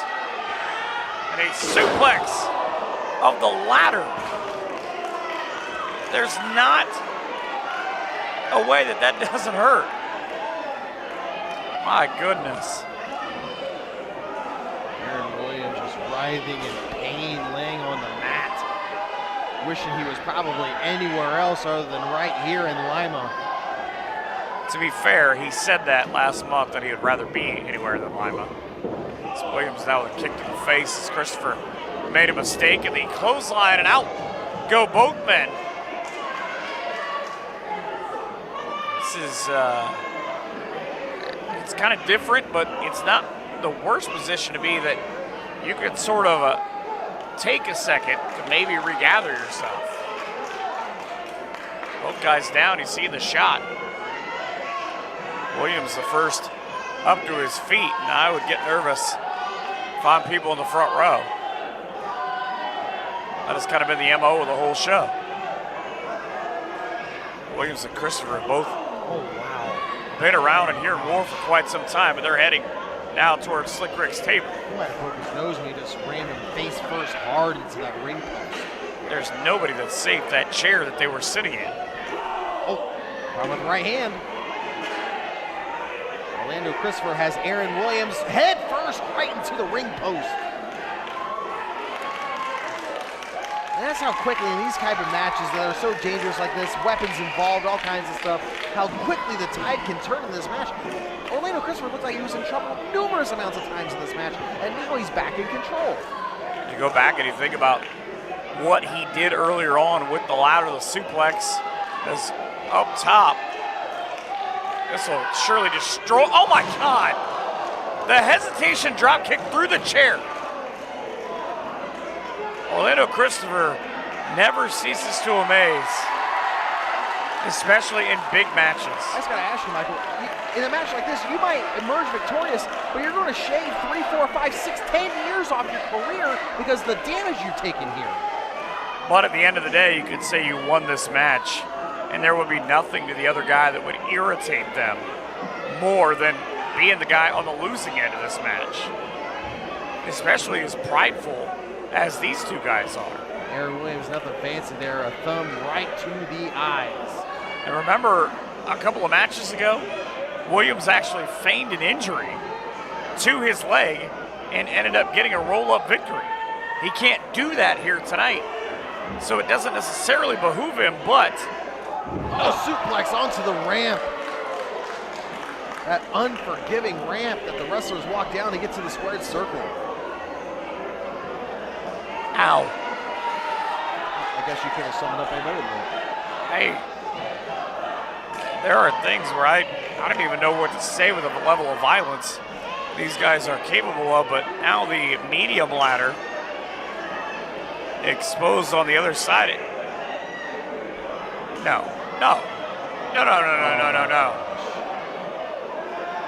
He's not thinking about something in the ring. This isn't about getting that belt. This is about getting the hell out of the front row. People did the smartest thing. They all got right out of the way as Williams now on the reversal. Do-si-do and an elbow to the face. Keep Aaron Williams at bay as they fight back towards that ramp again. I don't know where Christopher's going, but he's got another ladder in mind. He is just Bob the Builder all over this building. He's going across the rampway. No way. He'll destroy him. Orlando Christopher has got Aaron Williams underneath the ladder right now. Lord knows what he's thinking. He's thinking about a power bomb. The fans are all over it. Williams. Struggling to get him up. Oh, no. The back body drop. Oh my gosh. Just caught the side of the ladder. He hit unbelievably hard there, Michael. Hit the back of the head across the ladder itself.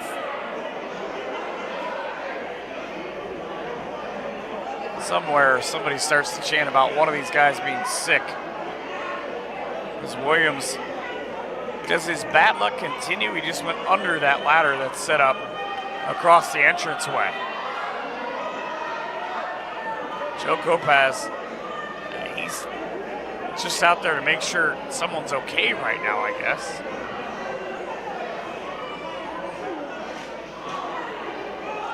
Aaron Williams now crawling back into the ring, and so is Orlando Christopher. They're both in there. Both guys trying to do as much damage as humanly possible.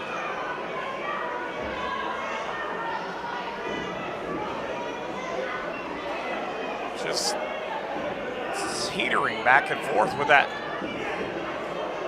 smaller version of that ladder and rammed into the corner.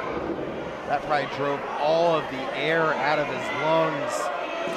Aaron needs to capitalize on this. He has got to get that ladder in position. He has got to climb it and grab the belt. The question is, or is it position? I was going to say, I thought maybe climb up and try to get to Christopher, but... Like, how long has it been since either one of these even considered making an attempt to grab the championship belt from up in the rafters of this building? Williams on one good leg. He does not know there's no ladder behind him.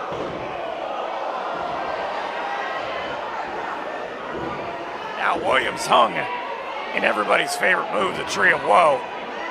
Oh no. I don't think he can't get to the belt from over there. I don't think he's thinking about the belt. That's the whole point of the match. Get up there, grab the belt. I'm pretty sure the belt is the last thing on his mind right now. All the way up top. Williams in the corner. Christopher on the top of the ladder. And the leap of faith. The headbutt down through Aaron Williams.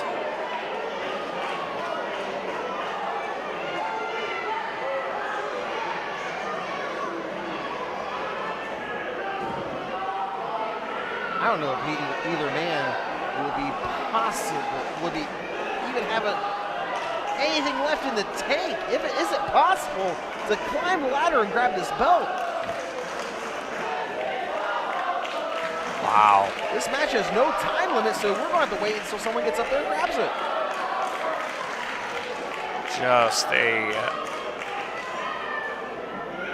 Just a huge performance. I said this earlier on.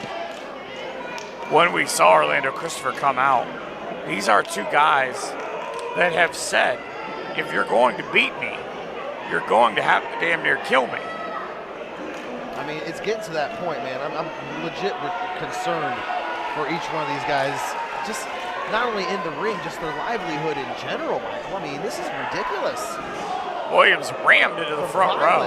Like the pain that has got to be writhing through each man's body is incredible right now. Orlando Christopher seems fueled by something else.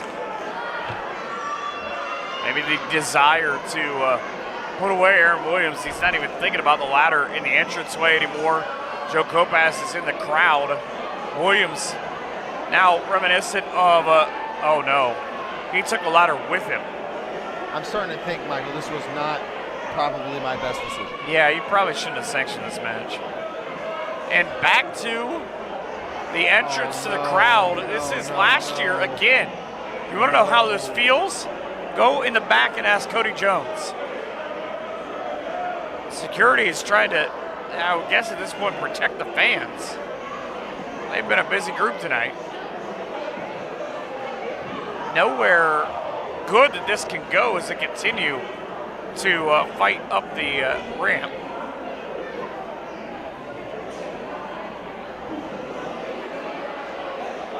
Nothing good is happening right now with these two guys, and as close as they get to, I don't know how to say it, to destruction. It's concerning because I can't even see what's going on, and I'm very concerned. It was Aaron Williams who was climbing up the ladder a second ago. The problem is they're all the way across where we sit, and every one of the fans standing in the way. You see it on your screen. But from where we sit on the other side, we don't know what happens. It's Orlando Christopher climbing the ladder. I see Orlando now up on top of that ladder. Keep in mind, they're halfway across the arena from where the belt is as Williams is trying to tip the ladder over. Christopher just jumped up on the rail. He's in the crowd.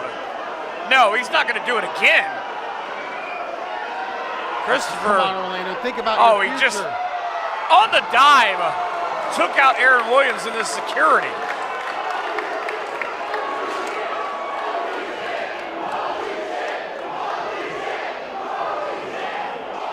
The crowd, they're into it, let's just say it that way. Chanting less excrement when they're out there. Yeah, it's not anything I can tell anybody. Wow.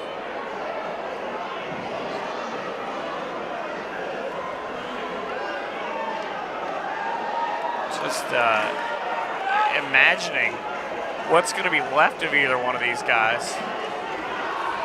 And Christopher back in the ring. Joe Kopas in tow. No Aaron Williams. Now keep in mind. Here comes Aaron. He's in there. He's right on the outside of the ring. He's got to get all the way to the top of that ladder now. And writhing in pain as he's willing himself, trying to get back in. He's back in. Williams up to one leg.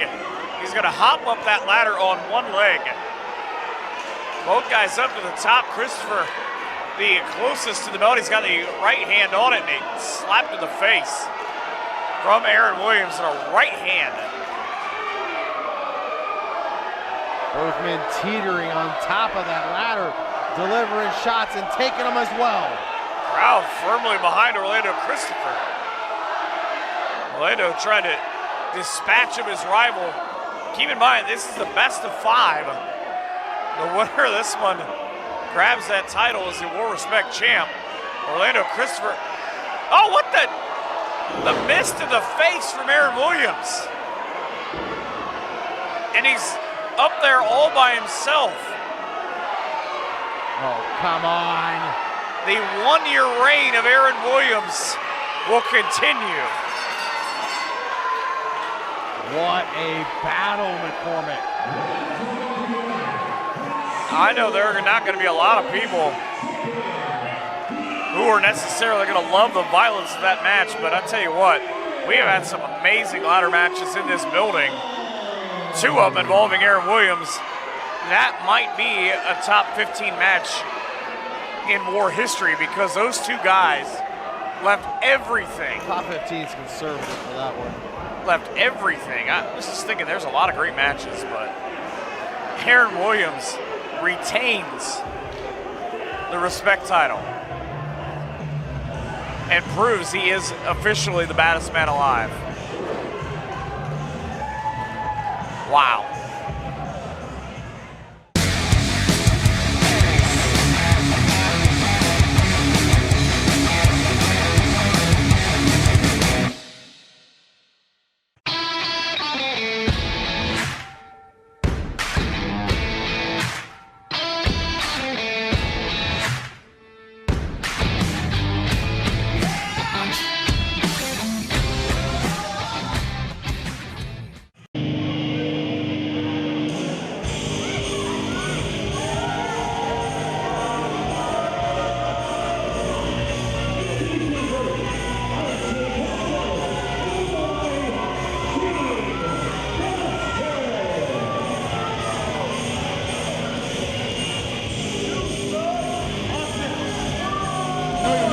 Every time I say on this show, the violence level is at a high, where that bar cannot go any bigger than it is, things like this happen.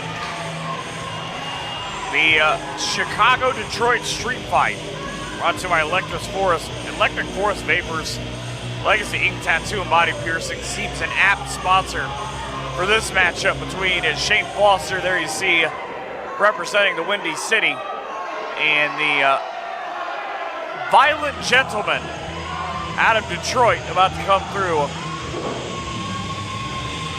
And the measuring stick of violence that is Austin Mannix. You know you gotta be a pretty sick dude, a pretty twisted dude, a pretty violent guy, if you can refer to yourself as the measuring stick of violence. Well, you notice I didn't sanction this match. Yeah, good call on your part. How about 1 for 6 then? I just marvel at, if you miss these shows, you miss a lot. Because throughout the course of the year, there is a lot that goes down at War Wrestling, culminating here in the anniversary show.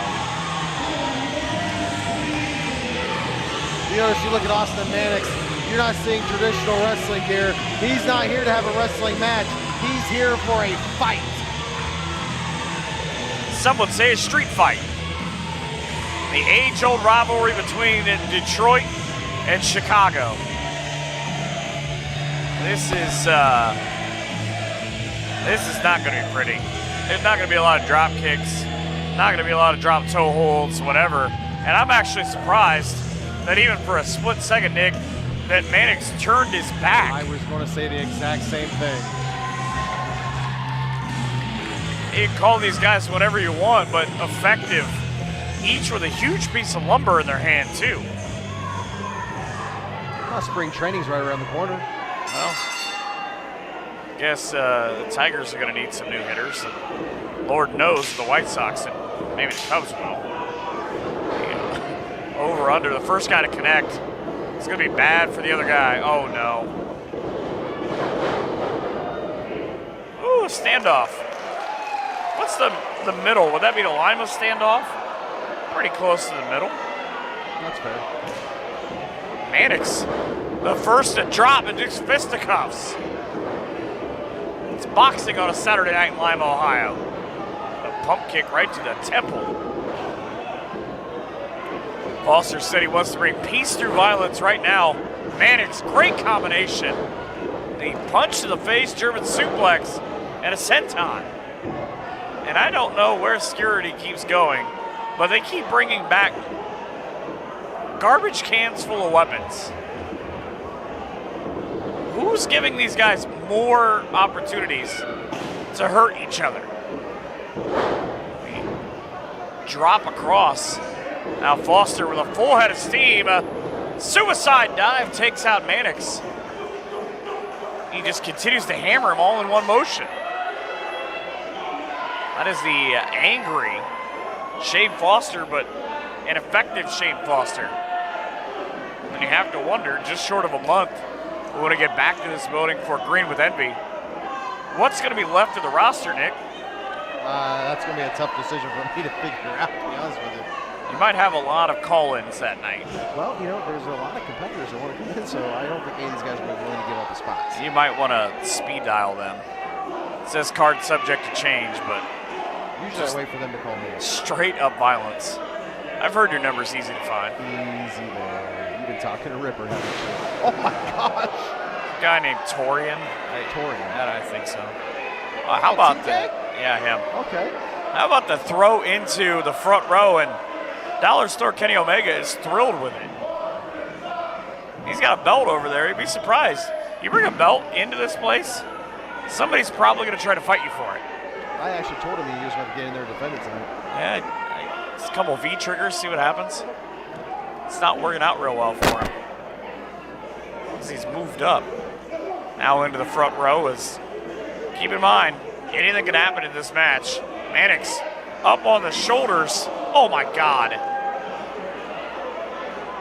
I feel bad for the referees. I hope they're getting double pay tonight. This is a one night of the year where you don't know what can happen. Double pay? I hope they are. These guys deserve it. Hazard pay is more like it. Oh. Especially in this. Maybe something to look at going forward. Again, just take Big Tom's fines and pay off the referees. I gotta get to Disney World, pal. Well, right now this match is nothing like Disney. Just straight violence with the right hands from Mannix. And I worry that they're gonna end up down the street. Might try to be like the old days, try to fight at Lima Senior. Into the crowd now. Security is pointing out and clearing areas for these guys to fight one another. Yeah, they should probably try to get them back in the ring. Right, or anywhere else. They're going to end up at the balcony. And that's what's great, though, I guess, if you buy a ticket here, or you might not have, quote-unquote, the best seat in the house. You might have a wrestler fall in your lap. Yeah, you might end up with it. There's a lot of things going on. You see it on the camera, but again, our view obscured by the crowd here. Guys in the front row have been behind Austin Mannix since he debuted. You know, I was talking to him backstage again and do a little research. Asked him how many nicknames he's got. Asked him about the one-man militia. He said, you know what? It didn't really work. I had friends. They helped me out. Former War Wrestling Tag Team Champion. Which, by the way, still have that situation yet to work itself out. I'm going to sort all that out, McCormick. It's on my list. The fight. The problem with that list is it's ever expanding tonight. Into the wall. Shane Foster back in control and a full head of steam. He just threw Austin Mannix across this building. Mannix crashed into, I believe, one of those trash cans. They're weapons galore. Non-sanctioned just means more stuff to play with. Guys fighting back to the concession stand. If there was a place that they did not go in a ladder match, they're going to try to do it here.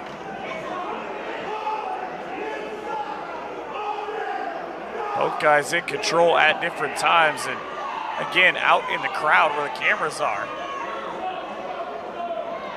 Just not necessarily where we are. We've had an interesting night so far.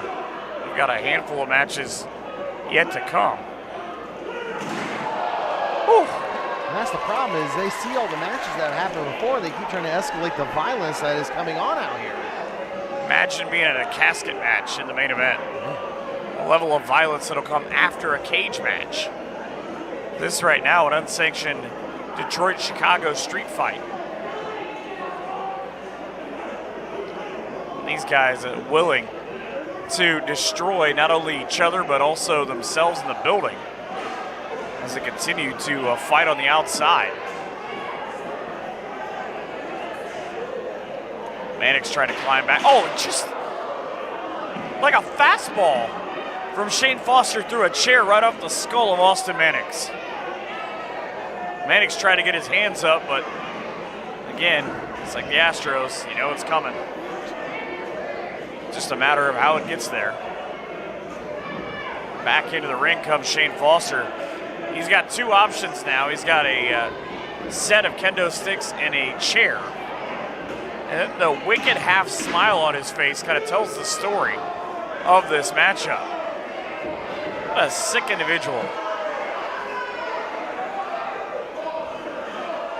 It's pretty gutsy, though. He left Austin Mannix on the outside. I don't think I give Mannix any chance ever to do anything if I'm on the other side. And the dual headbutts, the high knee. Foster, straight takedown and the face off the chair. Foster thinks that's it. Goes for the cover. 1, 2, and nothing else. Both these guys look absolutely spent already, McCormick. And you can kind of feel it. I think the crowd's a little tired right now, seeing a lot of the violence that's going on. Well, you've been on an emotional roller coaster the whole night.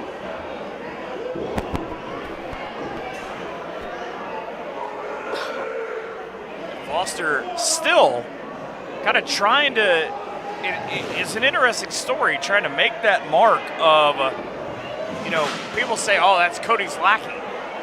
And a lot of guys have called him things like that. A win here tonight against Austin Mannix, I would think, not only would it sort of propel him maybe, you know, in that respect title world, but show that, ooh, that's not true.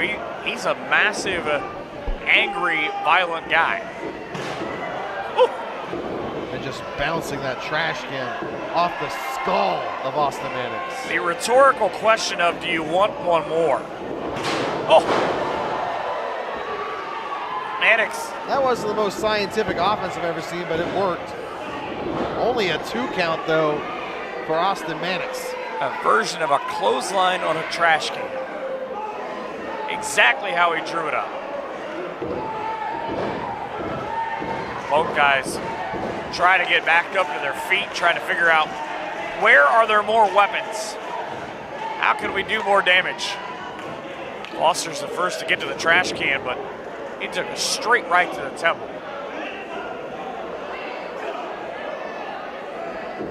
Again, who will survive? And Mannix has got to still be thinking, you know, he wants to get back in that title picture.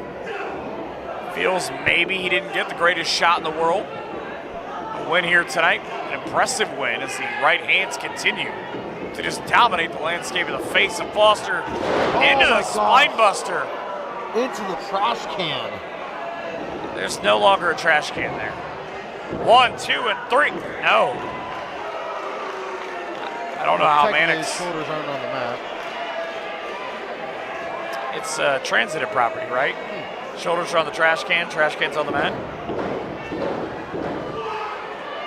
Foster now, and this is maybe the difference a little bit. Mannix is in these matches, this type of match, a lot. He's not frustrated, whereas Foster right now trying to figure out, all right, what do I have to do? What do I have to be willing to do? That's the story of the night. What do I have to be willing to do for myself to my opponent to pick up a win on this show? Mannix just worse for wear for the beating he's taking. Foster, ooh, Big knee right to the temple. right into the temple he went. I think he was thinking about the DVD, but Oh, no. no fancy way to say head meets chair. Foster, full head of steam and a spear. Caught him on the roll. 1, 2, and 3. Oh, no. No. Wow. Only a 2 count. Mannix able to Logan kick out. Lynn did not bring the hands to the mat for 3. I think Foster thought for sure that was going to be a 3 count. I think he's asking about different, maybe zip codes, different counting. Still only a 2. He just passed up an entire set of weapons. Looking for something under, what's under the ring at this point? Mannix. Yeah, I saw it. He's going to play possum with that kendo stick in his hand. You better be a bazooka at this point underneath the ring. Oh, a table? Didn't realize you had Big Daddy Dudley on retainer. It's right outside of town.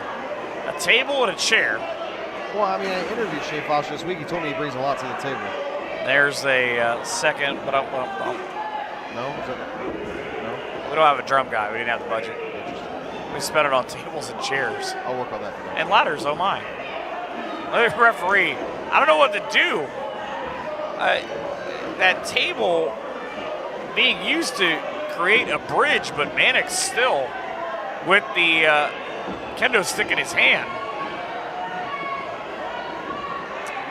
Bob the Builder, Shane Foster is not.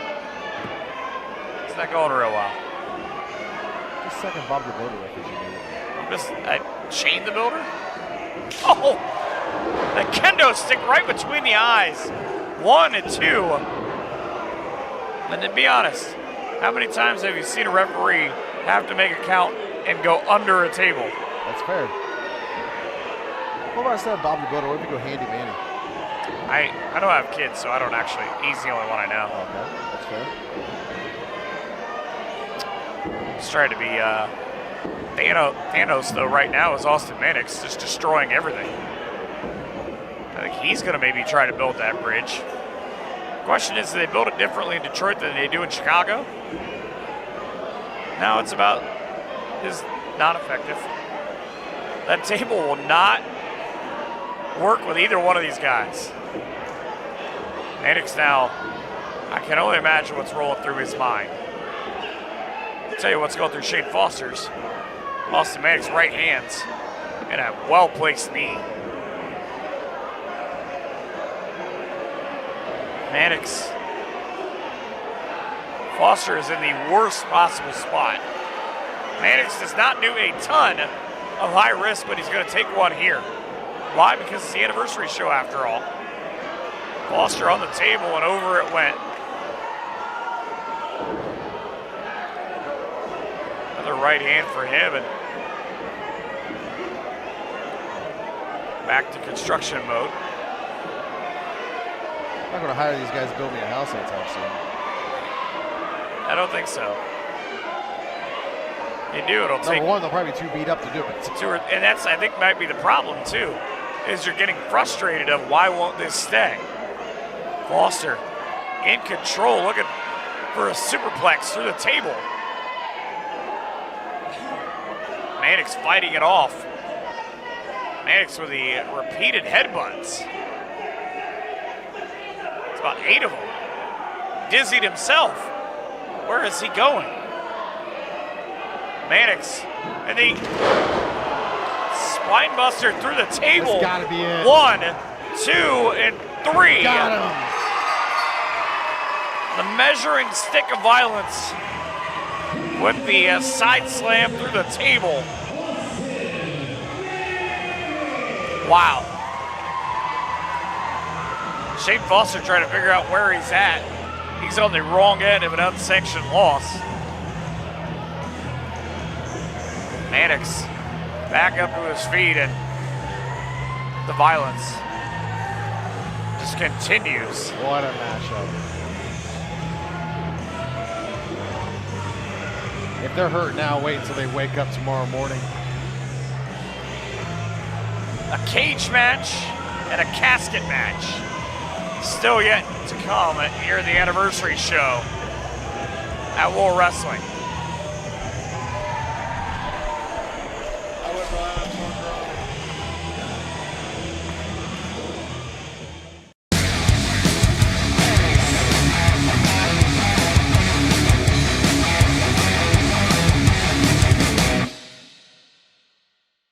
I'm like Matthew Taylor. You and I are best friends. I am everything you said I am. I will never betray you. Or ever since you turned your back on me, I am not an animal. I am a bringer of peace. I'm not you. I am a pacifist. I cannot stand violence, and this is how you want to treat me. See, when it comes down to it, I cuss, I cheat, I drink, I fight, and I do it pretty damn well. Jimmy Shane, my best friend. When we're inside a 15-foot high steel cage, I'm gonna do all those things pretty damn well. Congratulations, Matt Taylor. You just woke up the damn devil within me, and I'll see you in hell. I won't fight you. I love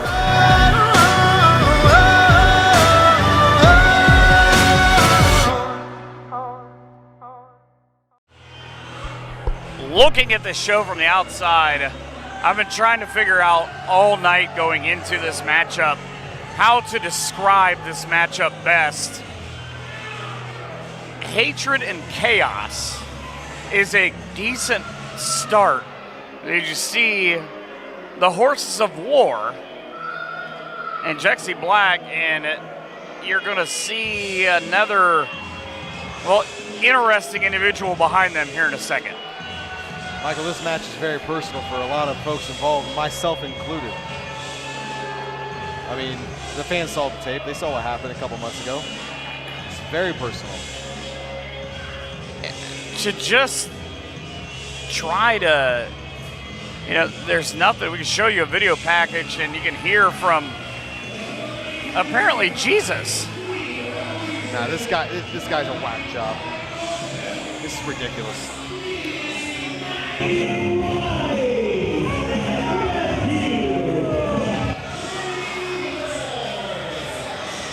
I don't even know how to describe to you. Insanity. This is how you describe it. This man is insane. This is a man that I thought was my best friend. This is a guy who's been to your house. He watches my met kids. your family. Like, I trust this man with my family. It's a guy who tried to destroy you like it was nothing to him. And now, and that's why it's so personal. That's why this means so much. It's easy for Matthew Taylor to be the way he is when you see the mass of humanity following him around the ring. He not only stabbed everyone who's ever been his friend. I don't consider these guys his friends. They're his followers. I mean, look at them. But anyone who's ever been his friend, he stabbed him in the back, kicked him in the face, hit him with a chair, cost him a title. Doesn't matter what version you want to talk about, Matthew Taylor is a despicable human being. As a professional, Michael, I'm going to do my best to keep impartial here. But this may be one of the hardest things I've ever done in my life. Look at this nonsense. Just come on now. A year ago, Matt Taylor, then Matt Taylor, the Dark Star Matt Taylor, was fighting for the War Wrestling Championship, and he was in a steel cage, and he drove his foot through Ripper Blackheart. Now, it's not about titles. It's not even really about that cage. It's about more than titles.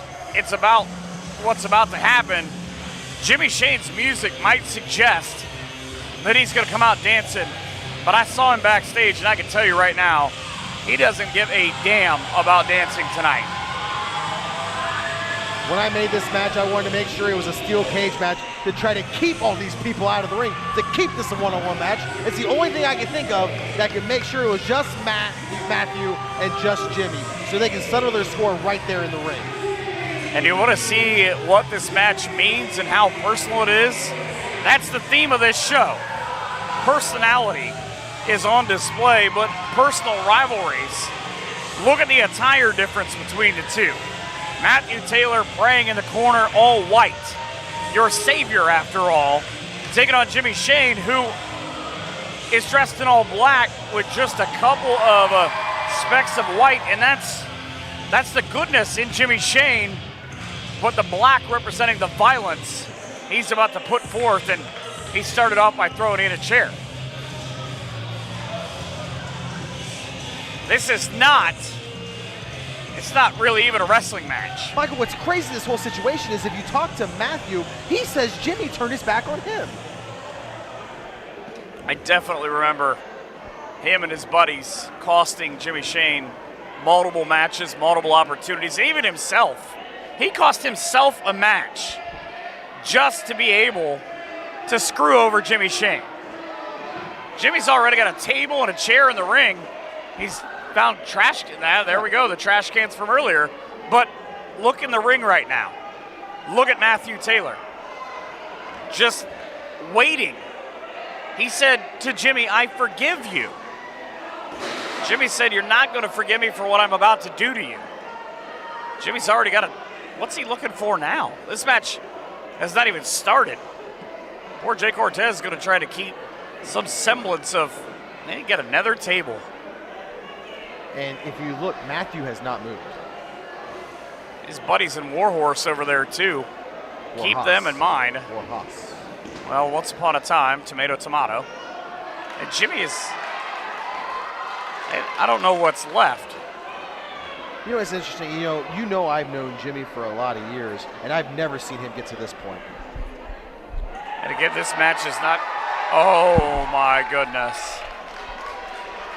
A little barbed wire never hurt anybody. And again, I don't know if Matthew even understands or knows what's going on at this point. The look on the face of Jimmy Shane right now. Let's go, Matt. Call him what you want, but I'm going to tell you what he is right now. He is extremely dangerous. And even though I dislike the man very, very much, let's not take it away.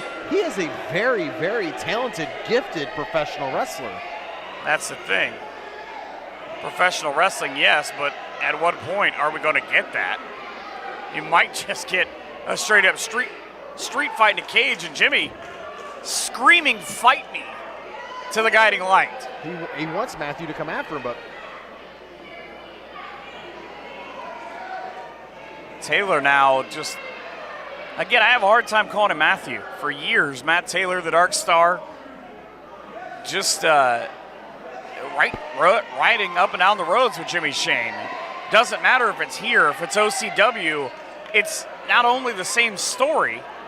They've been tag team champions in places. They've been partners. They now are enemies. But Matthew Taylor screwed Jimmy out of a chance here, and he screwed him out of the OCW title. He cashed in after Jimmy had been beaten up. Took his golden opportunity, and now he's going to lecture Jimmy Shane about the destruction he's about to cause. The crowd firmly behind Jimmy chanting, shut him up. And well, the XFL started today. I guess that makes sense. He hit him in the little Taylors. Right into his disciples. The elbow right to the head. Now Shane in control, just stomping away. Match only ends one of two ways. You incapacitate your opponent enough to pin them, or you make them quit. Jimmy trying to keep Matthew inside, and down goes Taylor. We have talked all night long about the level of violence that performers are willing to put against one another. See, right there was a little bit of difference. Jimmy would normally go for that Bronco Buster right there. Instead, he delivered the knee right to the chin, and now a beeline out of the corner, and Matthew Taylor is in big-time trouble. But he's laughing. Right before that, I don't know if we got a shot of that, but right before Jimmy came after him, Matthew Taylor was leaning against the rope laughing. He's probably enjoying the amount of violence that he has gotten Jimmy Shane to get to. Maybe he feels like he's helping Jimmy. He's cracked him out of his shell or something. I don't know. This man is insane. Said he forgives him. Crowd, again. I don't know, can you forgive someone if they whack you in the head with a chair? I guess I'll find out. Got him right in the stomach, and this might be Jimmy forcing Matthew to pay for his sins. But again, always keep in mind that wherever Matthew Taylor goes, his disciples will follow. This is not a match that he's in by himself. Right now, though, he's the one taking the right hands straight across the temple. Jimmy's got a pair of tables, some chairs, and Lord knows what else outside of that barbed wire. And there is nobody else in this matchup that can help Matthew Taylor.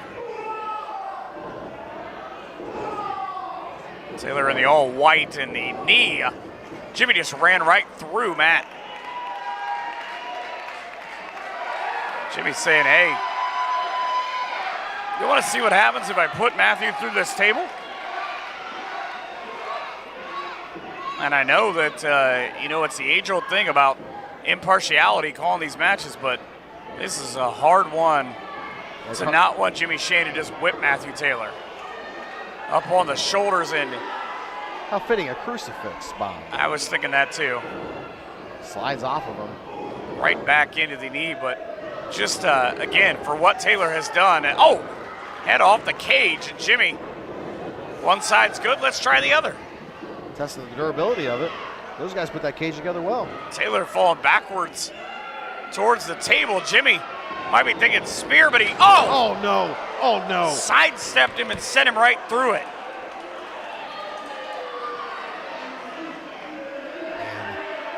My goodness.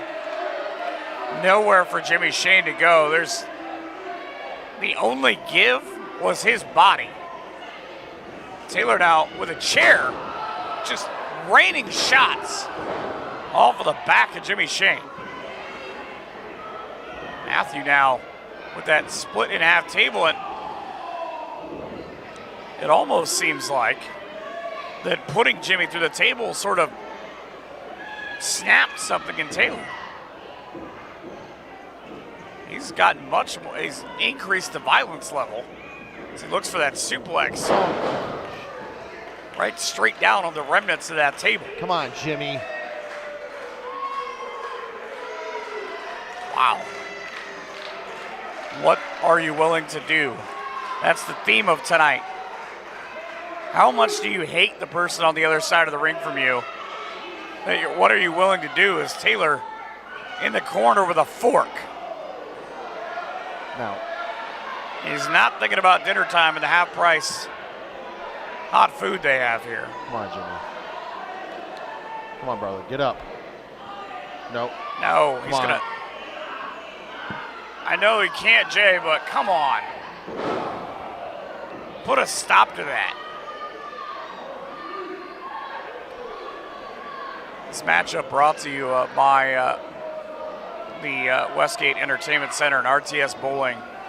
But there's not entertainment right now. It is just sheer brutality and digging away at the sculpt with a fork is Matthew Taylor. Just come on. Michael, this is hard to watch for me. I think it's hard for you to watch. Imagine all the kids around ringside. Taylor with Jimmy in a bad way. It's the second time we've seen someone just blood pouring from their forehead. Kick right to the face. And Jimmy Shane, who started out such a house of fire, now has an issue. But he's on the ground, and Matthew Taylor's got all the weapons. And God. Taylor trying to make music off Jimmy's skull. I'm not quite sure what is wrong. At what point did this guy snap? He believes that this is right, and somewhere Abdullah the Butcher is thinking about what Matt's doing to Jimmy's face. My goodness. This is ridiculous. And again, keep in mind, the referee is only there to ask for a submission or count the pinfall, and Taylor now with a barbed wire. Like, did I make a mistake by making this match? I'm pretty sure. I feel like I made a huge mistake. Pretty sure this isn't going to go down in your best decisions. Taylor is wrapping barbed wire around his, looks like around his ankle. And we've seen what he can do with his feet normally. Now imagine the kind of kicks he delivers. Oh, my God. come on. Oh my gosh. Just a, how do you get to that point? This is your best friend. And you're just ripping the flesh off his face. And even Jay Cortez, what do you even say if you're the official? It's all legal. You just plead with him, like, to have some kind of compassion. Matthew looking, I don't know what he's looking for at this point from the congregation here. Trying to get Jimmy up to his feet. He just bounced him off the cage. Like, look how just demented Matthew Taylor is. Just posturing for the cameras. Come on, Jay, don't just stand there and film it. Like, try to help. Taylor with what has amounted to pretty much an all-out assault. And again, within the confines of this matchup, it's all legal. Jay Cortez trying to get the busted table out of there. And just hopes that somebody comes and takes it. Where did he get the sign from? Oh, He did not heed the Cuidado warning. There is caution ahead. Extreme violence is what is happening right now. Come on, Jimmy, fire back.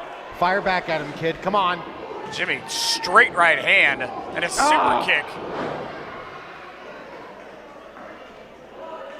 Go back to what I said. I feel like every match on this card, at what point does self-preservation become a thing?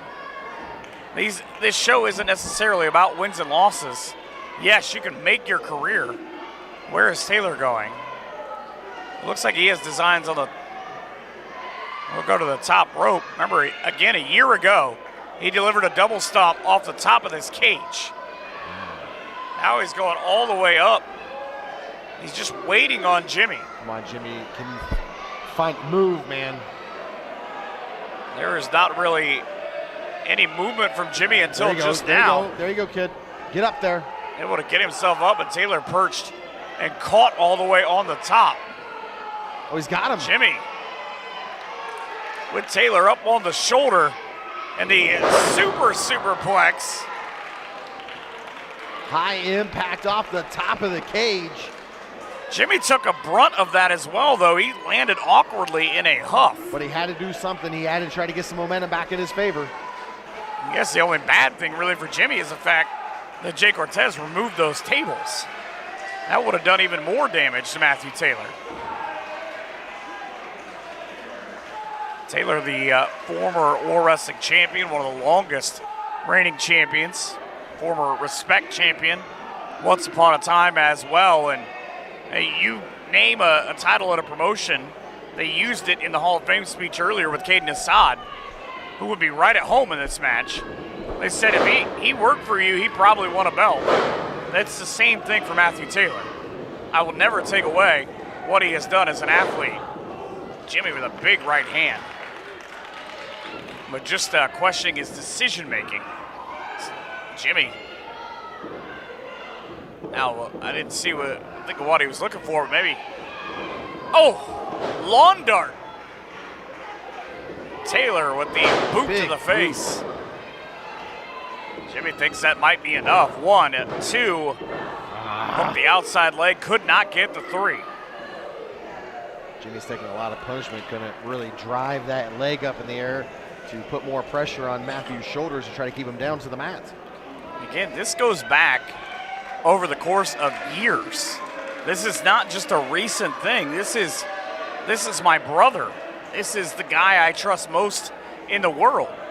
And he stabbed him in the back. Now, depending on who you believe, is Taylor quick like a cat all the way back up to the top, kicked Jimmy right in the face.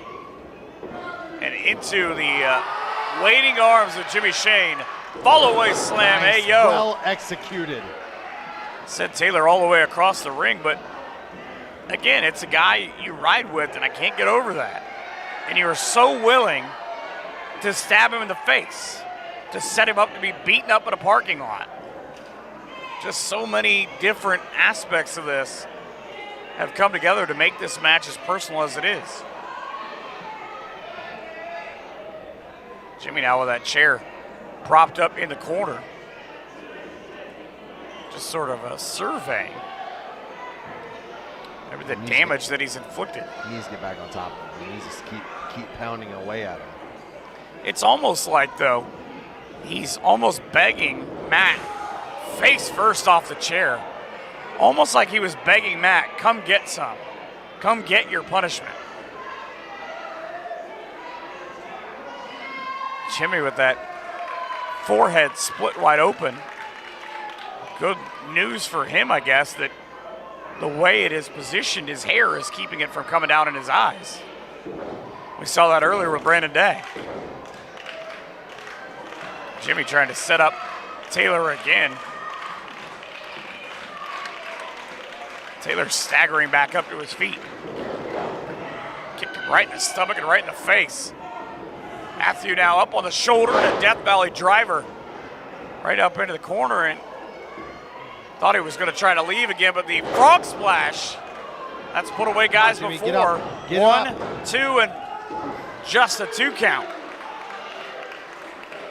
And this is where I always think it's interesting in the way this match continues to go. Taylor has thrown out some pretty big moves. At what point does he start to get frustrated that he can't put Jimmy away? It all goes back to a couple of months ago again. Said, Jimmy, I forgive you. Jimmy disappeared for a number of months after being beaten down by his friend. Came back, surprised Matthew. And it's pretty much their relationship has continued to go south ever since then. Both men just looking like they've taken a lot of punishment, but they're trying to get back to their feet. Trading fisticuffs here. Still to come, the War Wrestling Championship match, a casket match. That is that's the grand finale, and that's after anybody survives this match. Jimmy with a big right hands. Now on a roll as he punches, and Taylor knew it was coming. Backed him straight into the cage. You talk about not just tackling each other. You talk about going up and down the road. They share, secrets on how to win matches. Oh my gosh!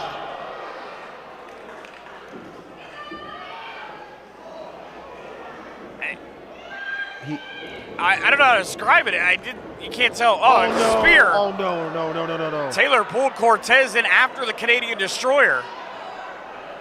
But I hate to say this, but in a way, the referee, again, it's an oddity because the way this match is structured, he's there to count the pin, but at what point do you think these guys are going to go for a without pin? the official counting for a pin? But I don't think either one of these guys is thinking soon about a pinfall. I think at this point, Jimmy's reached destruction mode. So Cortez is in the ring. Jimmy with the table. Now he's starting to wonder, and again, look at his eye line right now. He's not looking at the referee. He's looking at what he can do to Taylor. Right.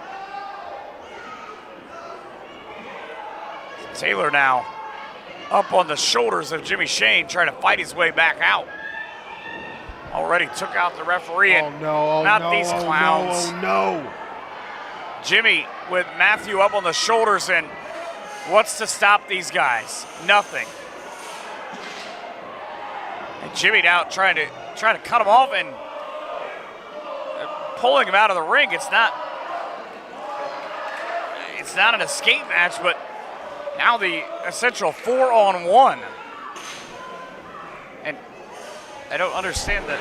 Oh, and here comes Beastman. Beastman and Movado on their way down. And a lot of things breaking loose. Matthew Taylor has locked himself inside the cage.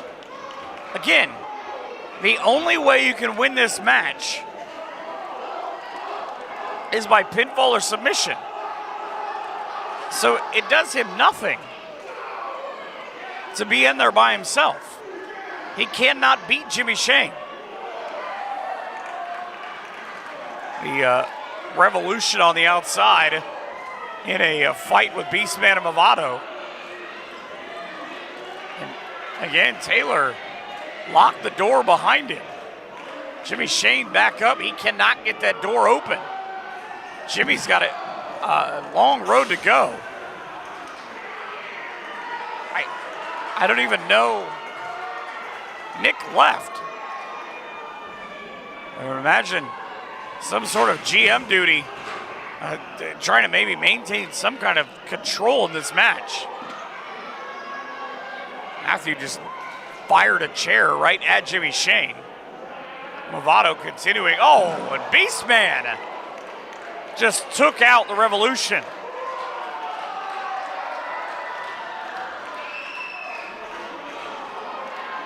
And again, Taylor stands alone in the center of the ring. Beastman on the outside, Movado on the outside. That's not going to go well. Screaming at Beastman. He just palmed her face. Movado taking out the trash with the chairs, but comes Crosshairs Kelly with a chair of his own.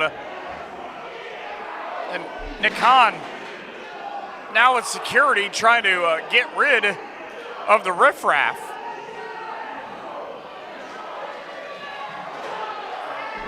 Trying to, again, get any kind of control. We ditch the tie, and where is Nick going? The referee is down. All hell has broken loose.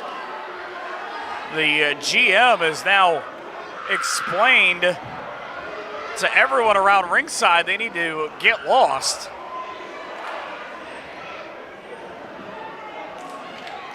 What happens now is a mystery. Nick is stewing on the outside. Security has finally gotten rid of everyone. It's now Matthew Taylor on the outside, and Taylor rather on the inside with the fork, Jimmy on the outside. Is everybody going to check on him? Jimmy is, I don't know where Jimmy is going. Jimmy is heading to the back. So he's gone. He's looking for something backstage. Oh, he got one of those ladders from earlier. What a smart kid. One of those 5 ladders from the TLC match earlier on. The problem is he's got to get inside the cage where Taylor is currently holding a chair. Jimmy can get from here to there, but he's going to need a little bit of help when he gets there because, again, there is no referee. Jay Cortez has been down after the spear, and Taylor is going to come right after Jimmy. Up on the outside, just repeated punches to the temple. This goes back to at what point is your own safety worth that of destroying your opponent? Taylor just with the arm hooked.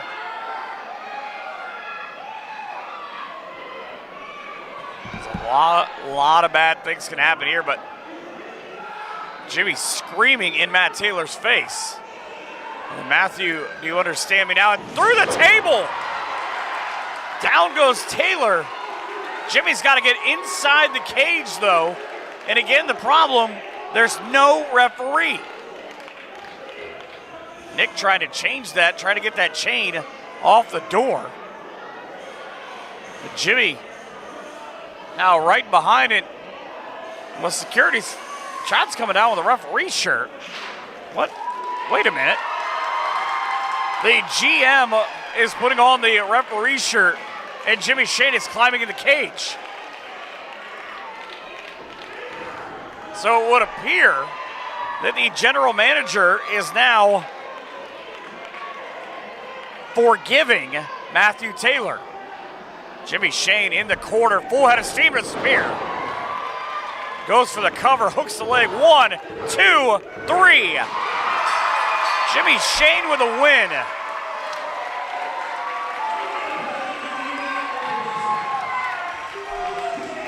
And finally, a matter of retribution against Matthew Taylor. The winner.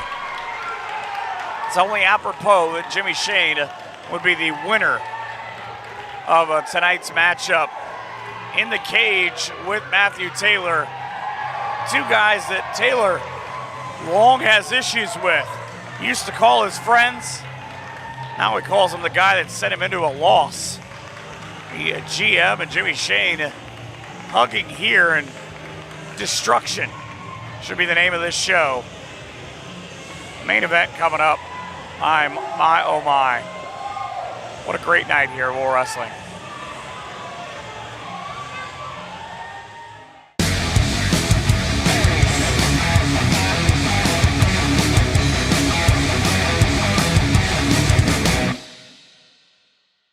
Cody Jones, Mojo, you talk about the book of Revelations. you made the biggest mistake of your career. You talk about you're gonna take my soul. You dishonorable son of a bitch. You're gonna take my championship. True warriors fought for this match. Mojo. Me and you, one-on-one in a casket match, since you want to be so damn arrogant. Forget that I am the Alpha. I am the Omega. I am War Wrestling. And most importantly, Mojo, I'm Cody Jones. Well, your days are numbered, and that title will be mine, and I'm keeping my damn mask.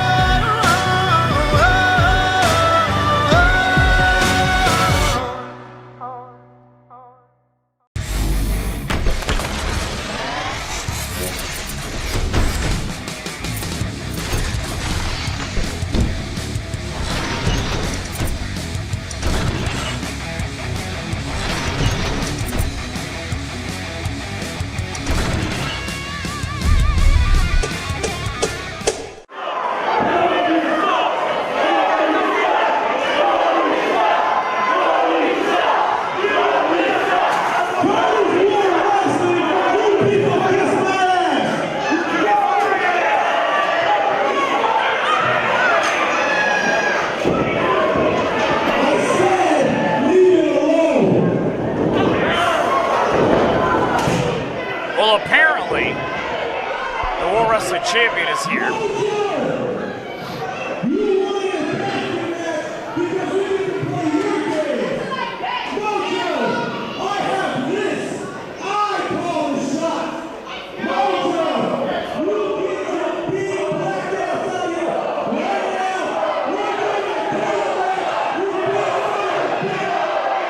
Wow. So at some point, someone will probably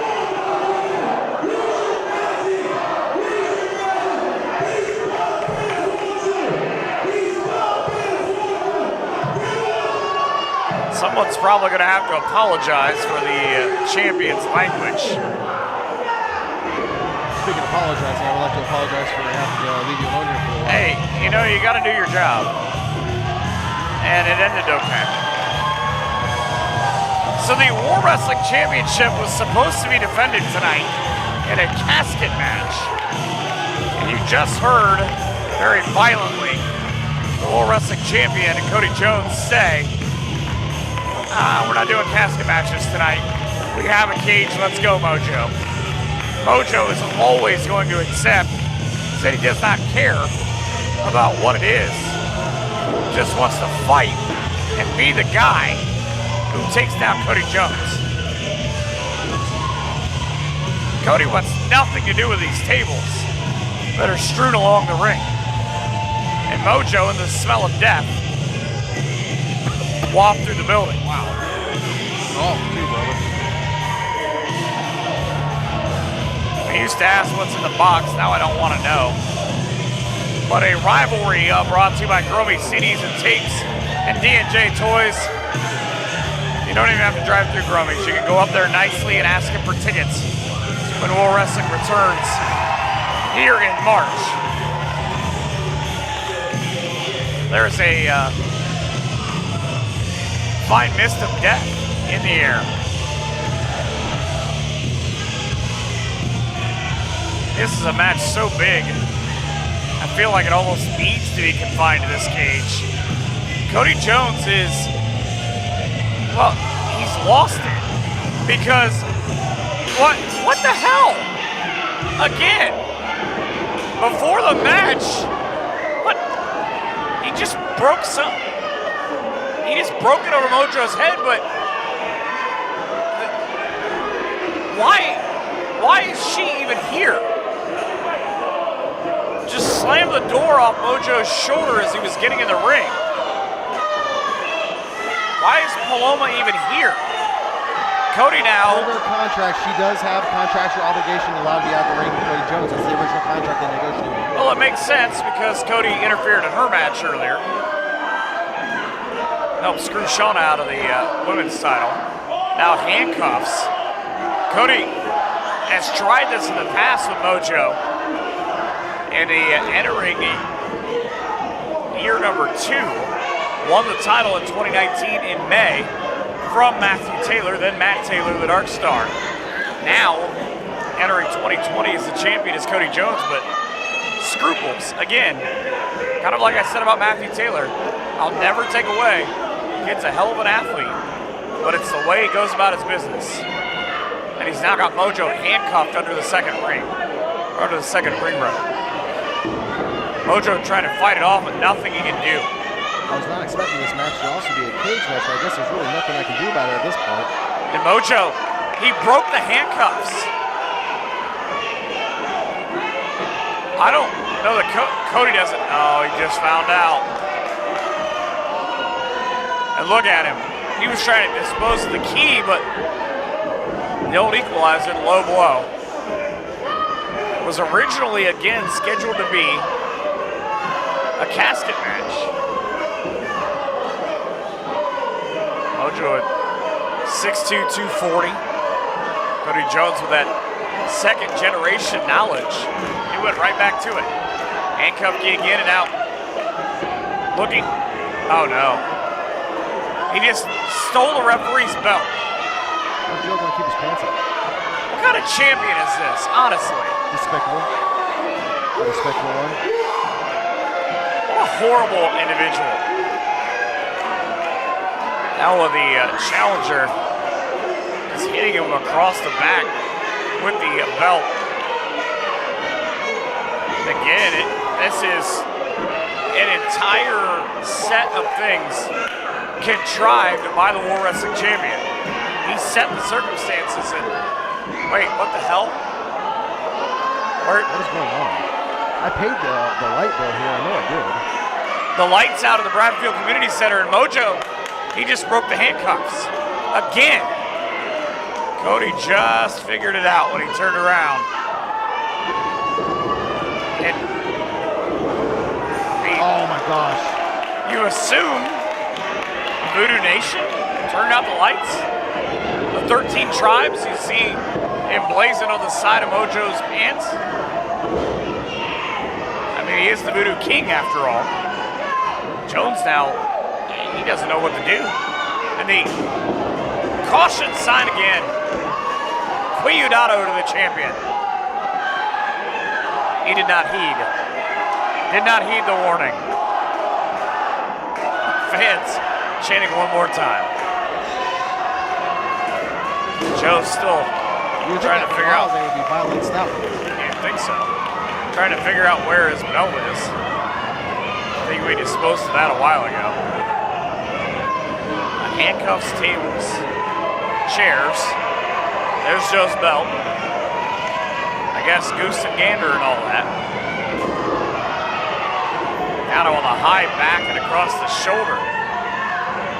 Mojo has been chasing Cody now for months, and all legal in this matchup. He's just choking the life out of him.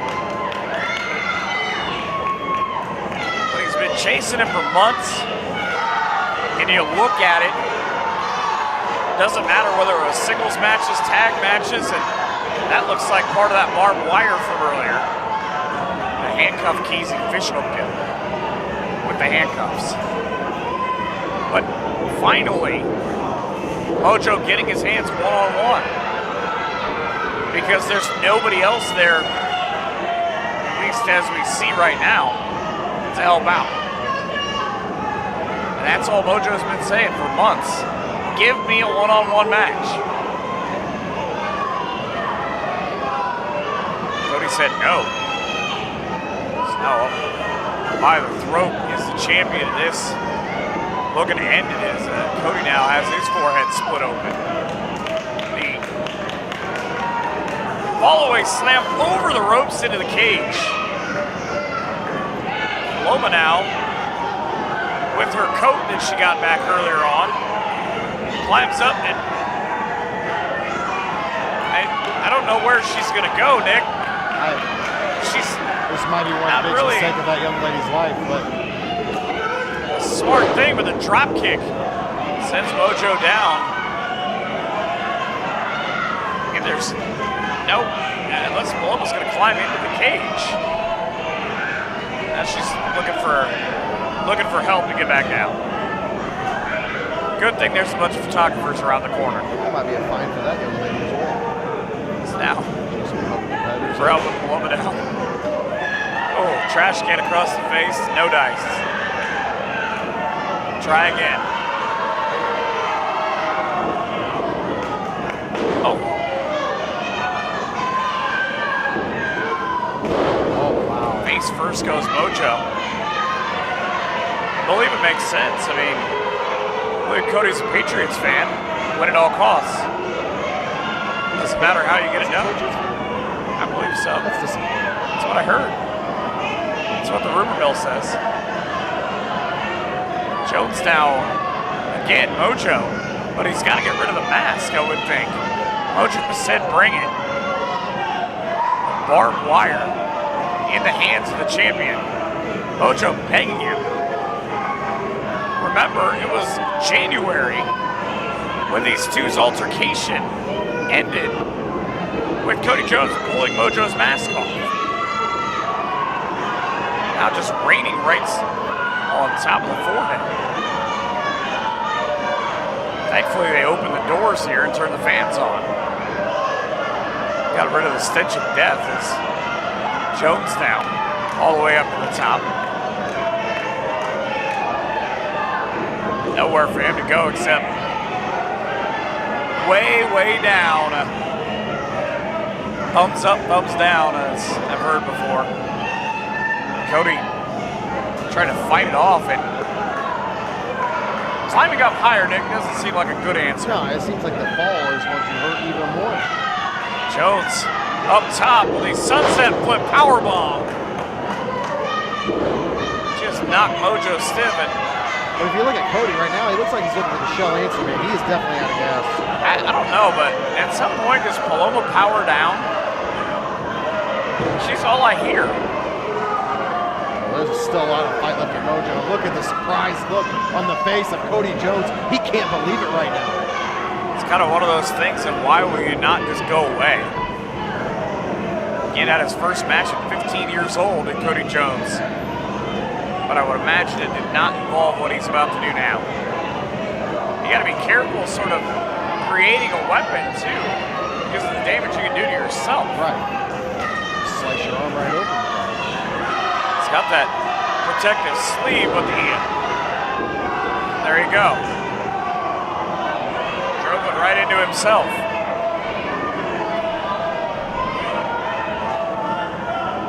Jones with the assist. Oh, he's got the belt. Remember, this is how Paloma won earlier. She hit Shauna Reed right square in the face with it.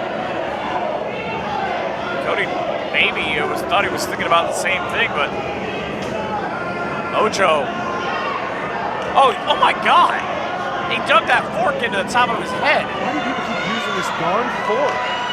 So that fork now has seen Jimmy Shane, Matthew Taylor, and now Cody Jones as an appetizer. Can you outlaw forks? Is that a thing? Put it on the docket, I guess. A busy week. Board of directors meeting should be fun. Before I'm guessing they're going to have 2 or 3 questions. I would imagine it's going to be more like 10 or 15. Mojo trying to figure out what's the most amount of violence I can do with this chair. Wedges it up into the corner, and again, a 240-pound man with a chair propped in the corner can probably do quite a bit of damage. Pointing out to Cody his fate. Good Lord. Ran him face first. And I don't know, random fans have not gone off yet. And again, I give all the credit in the world to Paloma because she will not give this one up, trying to get the fans to cheer for her man. Didn't work out for her 49ers last weekend either. It's now Mojo back in control. At least you would think. He's got to be exhausted. He's already taken a beating. But look at the champion trying to get his way back up. He said, oh, I found the chair. Just hit a home run across the back.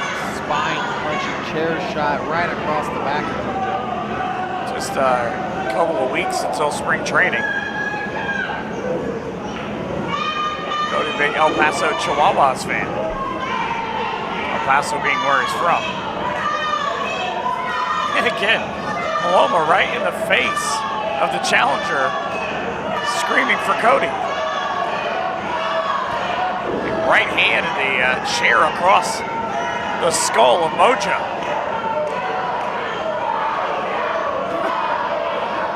Just the level that you go to try to keep this title if you're Cody Jones. You think about all the guys that held this belt over the year and how that means, what it means about you as far as the landscape. You're absolutely not only in the Midwest, but in the Indies. And, you know, this is a guy who has defended the belt, to his credit, all over the United States. And he's thinking about going coast to coast. Jones. Paloma holding that chair in place. Up and... What?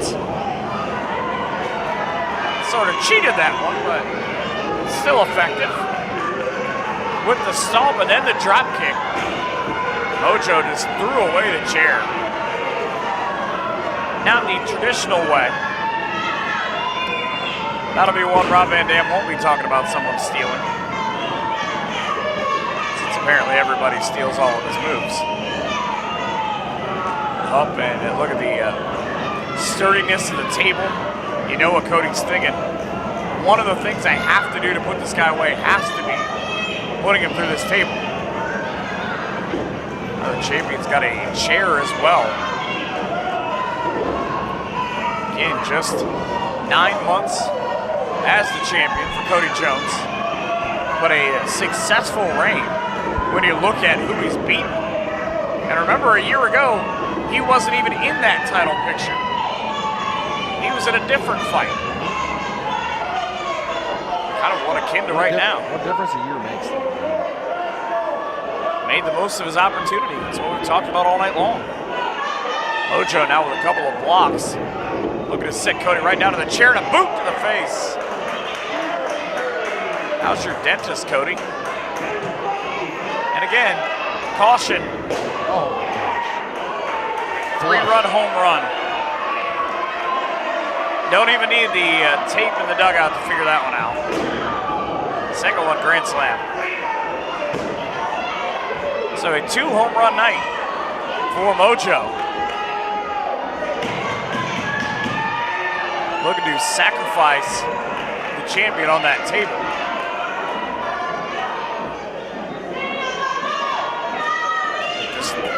It's amazing how this match has gone back and forward.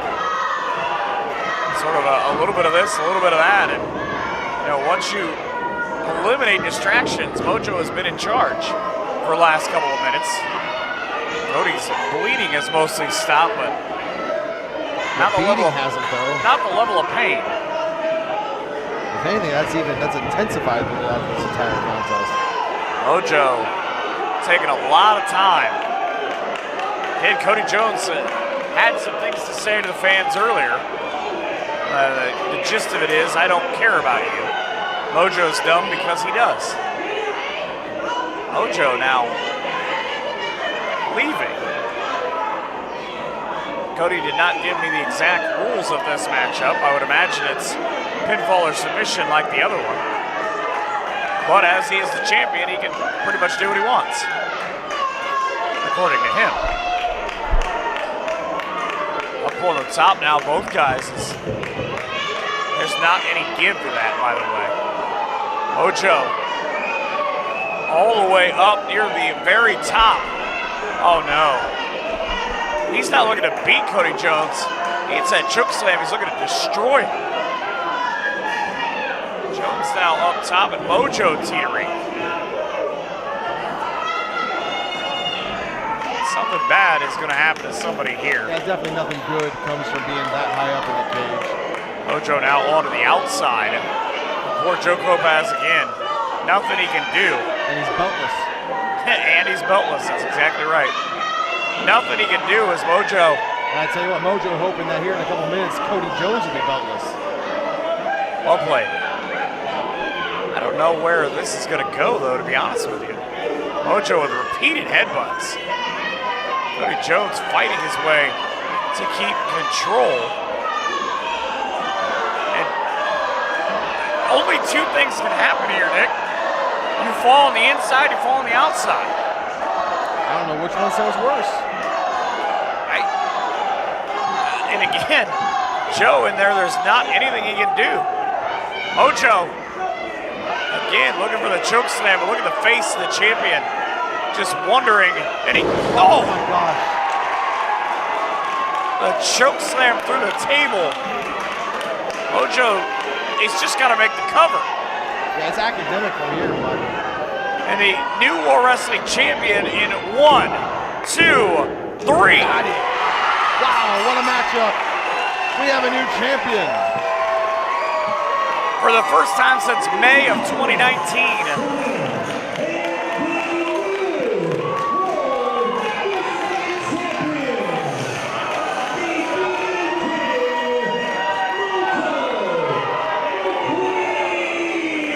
Career-defining moment here in Lima, Ohio for that man, Mojo McQueen.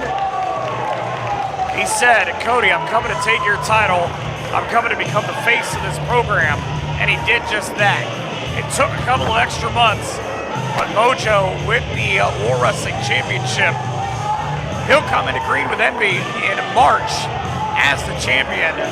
We hope you've enjoyed this show. The anniversary show is like none other for War Wrestling. For Nick Khan, Michael McCormick, have a great night, and congratulations, Mojo, new War Wrestling champion.